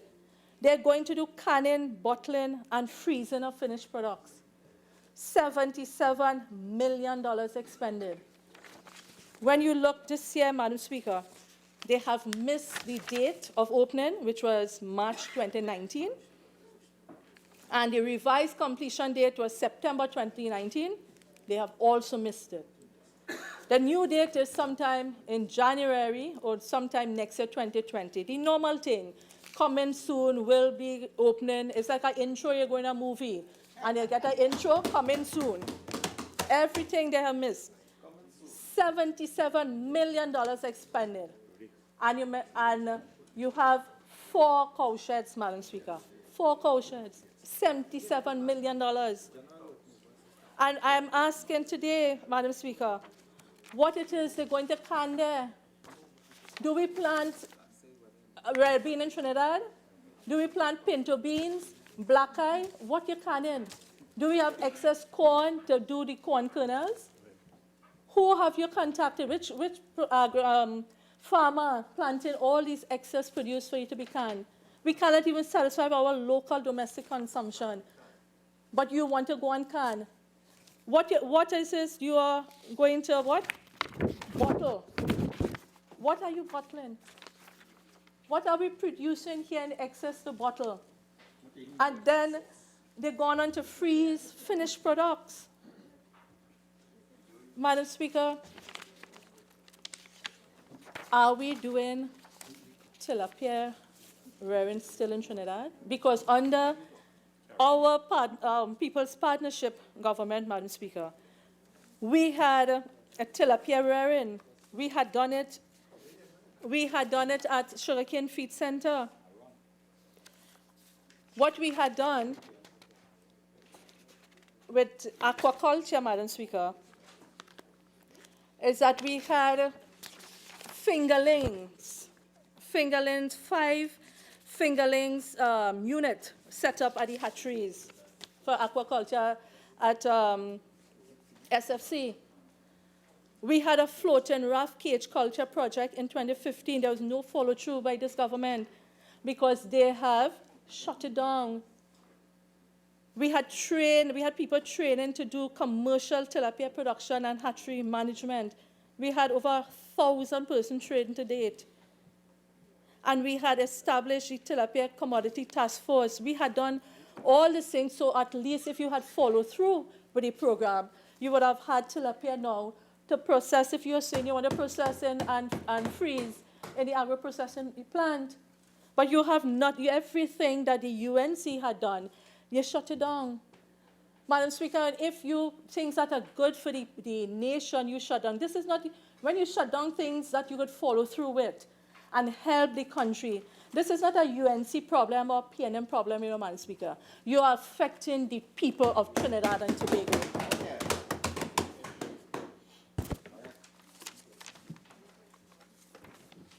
When we look at, Madam Speaker, the Predia Larceny Squad, many farmers in this country, Madam Speaker, they have to either abandon their estates or, in fact, I saw some put up a CCTV cameras. They put cameras. I have a client in Plumitan. She has cameras in her avocado estate, Madam Speaker, and the rambutan. She is so scared. She's seeing the thieves coming in, picking all the avocados, picking the rambutan, and she's so afraid to God because her husband's a cancer patient and she's old. You cannot, the Predia Larceny Squad was implemented under the People's Partnership. We had done so much to help the people of this country, these farmers, Madam Speaker. Yes, because what we had done under the People's Partnership Administration, we had this squad, and we had developed that in less than 6 months from November 13 to May 2014. We had over 1,600 patrols. We had visited 2,000 farmers, visited 223 markets, and they had recorded 128 reports of Predia larceny. Executed 51 arrests, of which 5 persons were in prison. So much was being done, Madam Speaker. 25 offenses, of which 28 were Predia larceny offenses. And what they have done under this government. The only thing, Madam Speaker, is that we did not only establish the squad, but we resourced them. We provided funds for them. What we have now, Madam Speaker, I believe the persons in the larceny, Predia larceny unit are saying that there are cockroaches, and so in the office there are rats. They have no vehicles that are functional, so they cannot even go out there to assist the farmers. Poor state of affairs, Madam Speaker, poor state of affairs. Madam Speaker, when we look at the agricultural financing and we look at land tenure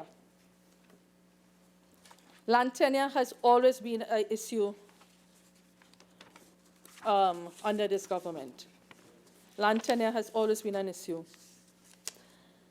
What we have found, Madam Speaker, is that for the last, I believe, 4 years or 5 years, I think the ministry has issued, I think, 1,000 or less land leases.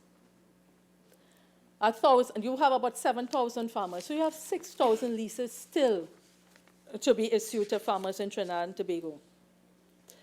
So 4 years later, you have it in their budget that land tenures are issued. 4 years later, they still come back and say it's a priority. 4 years later. What we have happening with the Commissioner of State Lands? No, Commissioner. Is there a sitting Commissioner of State Land? So the Commissioner of State Land is the one who's supposed to issue leases and to do renewal of leases, to do renewal of curtilage and so. It's my understanding that at the Commissioner of State Lands, you have thousands of applications sitting there, thousands of applications, and they would not issue these leases to the farmers. And if you do not have leases, the farmers would not have security of tenure. You cannot use your land as collateral to procure a loan from ADB. So the farmers are fumbling around because they do not have security of tenure and they cannot get the loan. They cannot expand their farms. Concessions. We have many Caroni workers. This year will be the 16th year since Caroni has been shut down. And there are many persons there who did not even get their leases and under what you call their visa programs. You have children who are the applicants now because so many of them have died. So you have the children applying for letters of administration or probate to get these leases 16 years after. And when you go to the probate court, Madam Speaker, that is a disaster in the probate court in Trinidad. You have to wait 5 and 6 years before you could get a grant. And you could only go and get your lease if you could present your grant to the Commissioner of State Lands. So 5 and 6 years, you have queries on the system in probate court that you answer the queries. 6 months after, they do not delete it from the system. It comes back again as a query, and it's an ongoing process. So sometimes one query, 3 and 4 years, they will not remove it from the system. So that is how bad it is. But you have the Commissioner of State Land, whoever is acting, could have speed to issue a lease for repo farms and to issue a lease for Orange Grove. Because in Orange Grove, some other thing is going to happen there. You're going to have some packing houses. Under our People's Partnership, we had a packing house at Brecon Castle and Tabaquite, Madam Speaker.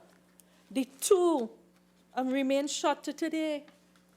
But you're giving a man a lease to go and do a packing house when you already have two that are outfitted, that would remain shut under this government. 4 years he can't get electricity for, 5 years. We opened the Central Farmers Wholesale Market at Woodford Lodge, Shagwanas. It remained closed to today. So what is the use? Why are you duplicating funds? Or why are you doing things when something already exists? Why don't you take that money and help the farmers?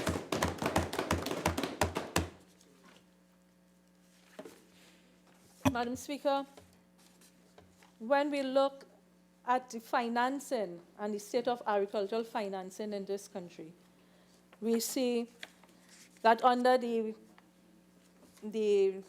2019-2020 budget, the minister said that the interest rate will be 3 to 5% for farmers in Trinidad and 2 to 4% for farmers in Tobago. I have absolutely no qualms with farmers getting 2 to 4% in Tobago. But why is it cannot be the same for farmers in Trinidad?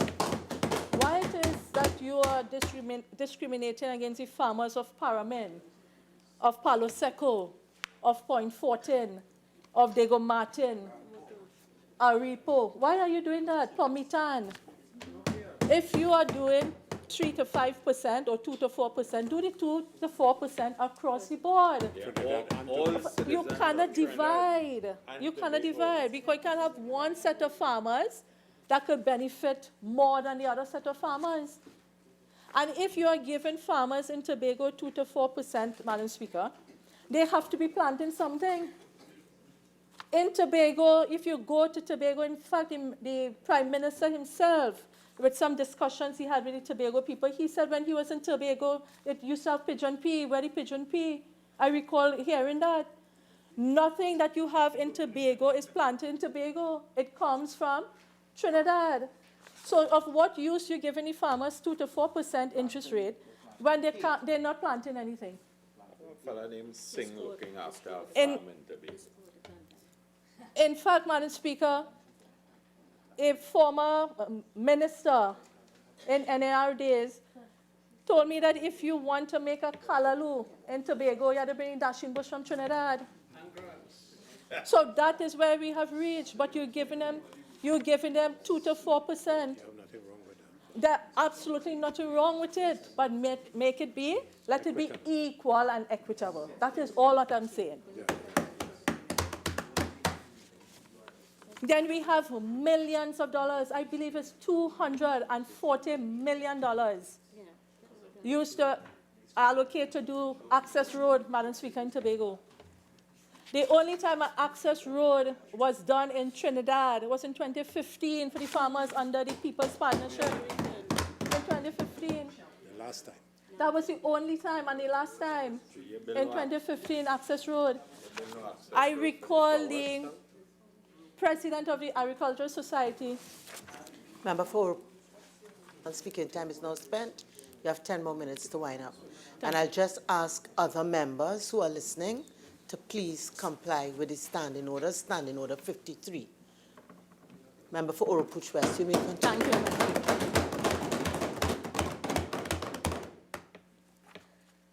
So, Madam Speaker, with a few minutes again, I just want to talk about the Agriculture Incentive Program, where farmers have themselves really caught in a tailspin, because many of them have been waiting for years, because this has appeared again for the 4th time in the budget, in their budget, the 4th time. So if something keeps appearing, it means that the implementation process is wrong, or you're not doing it correct. They're in a tailspin because farmers still waiting to collect rebates, Madam Speaker. Many of them languish because they have expired leases.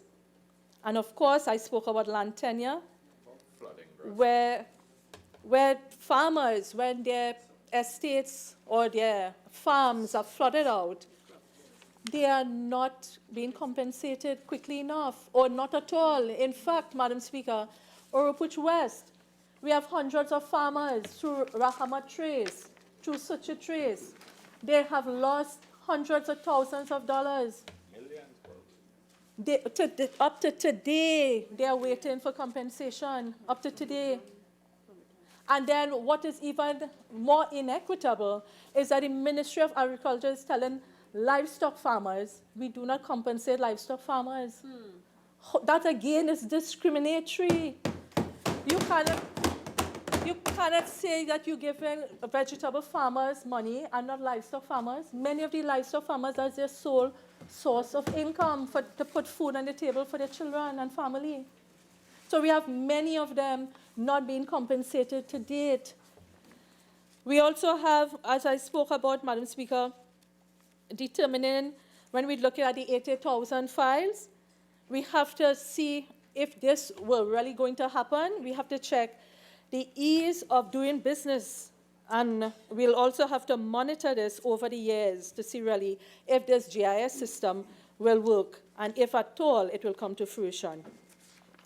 Madam Speaker, I have something here also from the Sugar Manufacturing Company Limited, where again, it seems that somehow the patrimony of this country are being sold out, because the St. Madeleine refinery, at the St. Madeleine refinery, we have many Caroni workers, about 22, occupying those bungalows. about 22. They had to go to court, Madam Speaker, to get Caroni Limited and to take an undertaking where they would not interfere with the use, quiet enjoyment of their property, neither would Caroni Limited sell or dispose of their property, nor to take eviction proceedings. And there's a civil appeal matter, number 15 of 2008, Caroni 1975 Limited, against ATAS. ATAS was a senior staff association of the people who were left in Caroni. What we have now happening is that notices are being sent to them, telling them that something is going to happen, and it's my understanding that they're going to sell those lands or lease the lands, we don't know, we are asking question, to someone to build a mall. So that is what I'm asking here today. Who is that person? How much land you're going to lease, and to whom? Because and that's in Madeleine Compound, Madam Speaker. You already have access road built around it. You have all the infrastructural work done. So all you have to do is demolish the St. Madeleine factory and start putting up your mall. So we don't know. We're asking question. Who is going to build the mall? Madam Speaker, in the last few minutes, I would like to speak a little about Oropouche West. And of course, we know that Oropouche West is a constituency that is flood-prone. We have had Brett in 2017. And then in 2018, we had flooding 3 times. And to date, Madam Speaker, we still have many people who have to be compensated. They have lost everything, fridge, stove, washing machine, you name it. They have lost it, and we are still waiting for many of them to be compensated. So we have drainage issues, blocked drains, poor maintenance, Madam Speaker. But what is really of profound significance, Madam Speaker, is crime. Oropouche West used to be a very quiet constituency. A paradise, yeah. People used to live and sleep with their doors and windows open. Now at 6 o'clock, everybody shut their windows. And the thing is, Madam Speaker, that still does not ensure their safety because they're cutting our roof and coming through. That is how bad it is. We have robberies. We have in San Francisco, we have in Durbassa Trace, we have in Sign Village. Every day we are getting robberies. When we had the flood, Madam Speaker, about 3 weeks ago in Arangwes, Grand Bazaar flood out. I recall the Honorable Prime Minister said he was getting everything via, or what he said, visually, textually. But when we got flood in Oropouche West, he was the Honorable Prime Minister for the flood last 3 weeks was abroad. So he was getting everything via text. So he was getting it visually and textually. But when Oropouche West flooded out, he was here. And he didn't bring himself bodily to Oropouche West to check the people there, Madam Speaker. So we have all sorts of issues. We have housing issues, Madam Speaker. Many people have housing issues. And of course, we have Sumintra. Since 2015, I asked him for a house for Sumintra and Tara. Every minister that comes in for the Ministry of Housing, I have asked. In fact, now, Madam Speaker, they are calling me, the members opposite are calling me Sumintra. That is what's my name now. Because a number of times I have asked them, I'm begging. Look, he's right there, San Fernando. Yes, San Fernando East, Point 14, Port of Spain South. Port of Spain, oh, I didn't ask you. Oh, you didn't remain long enough.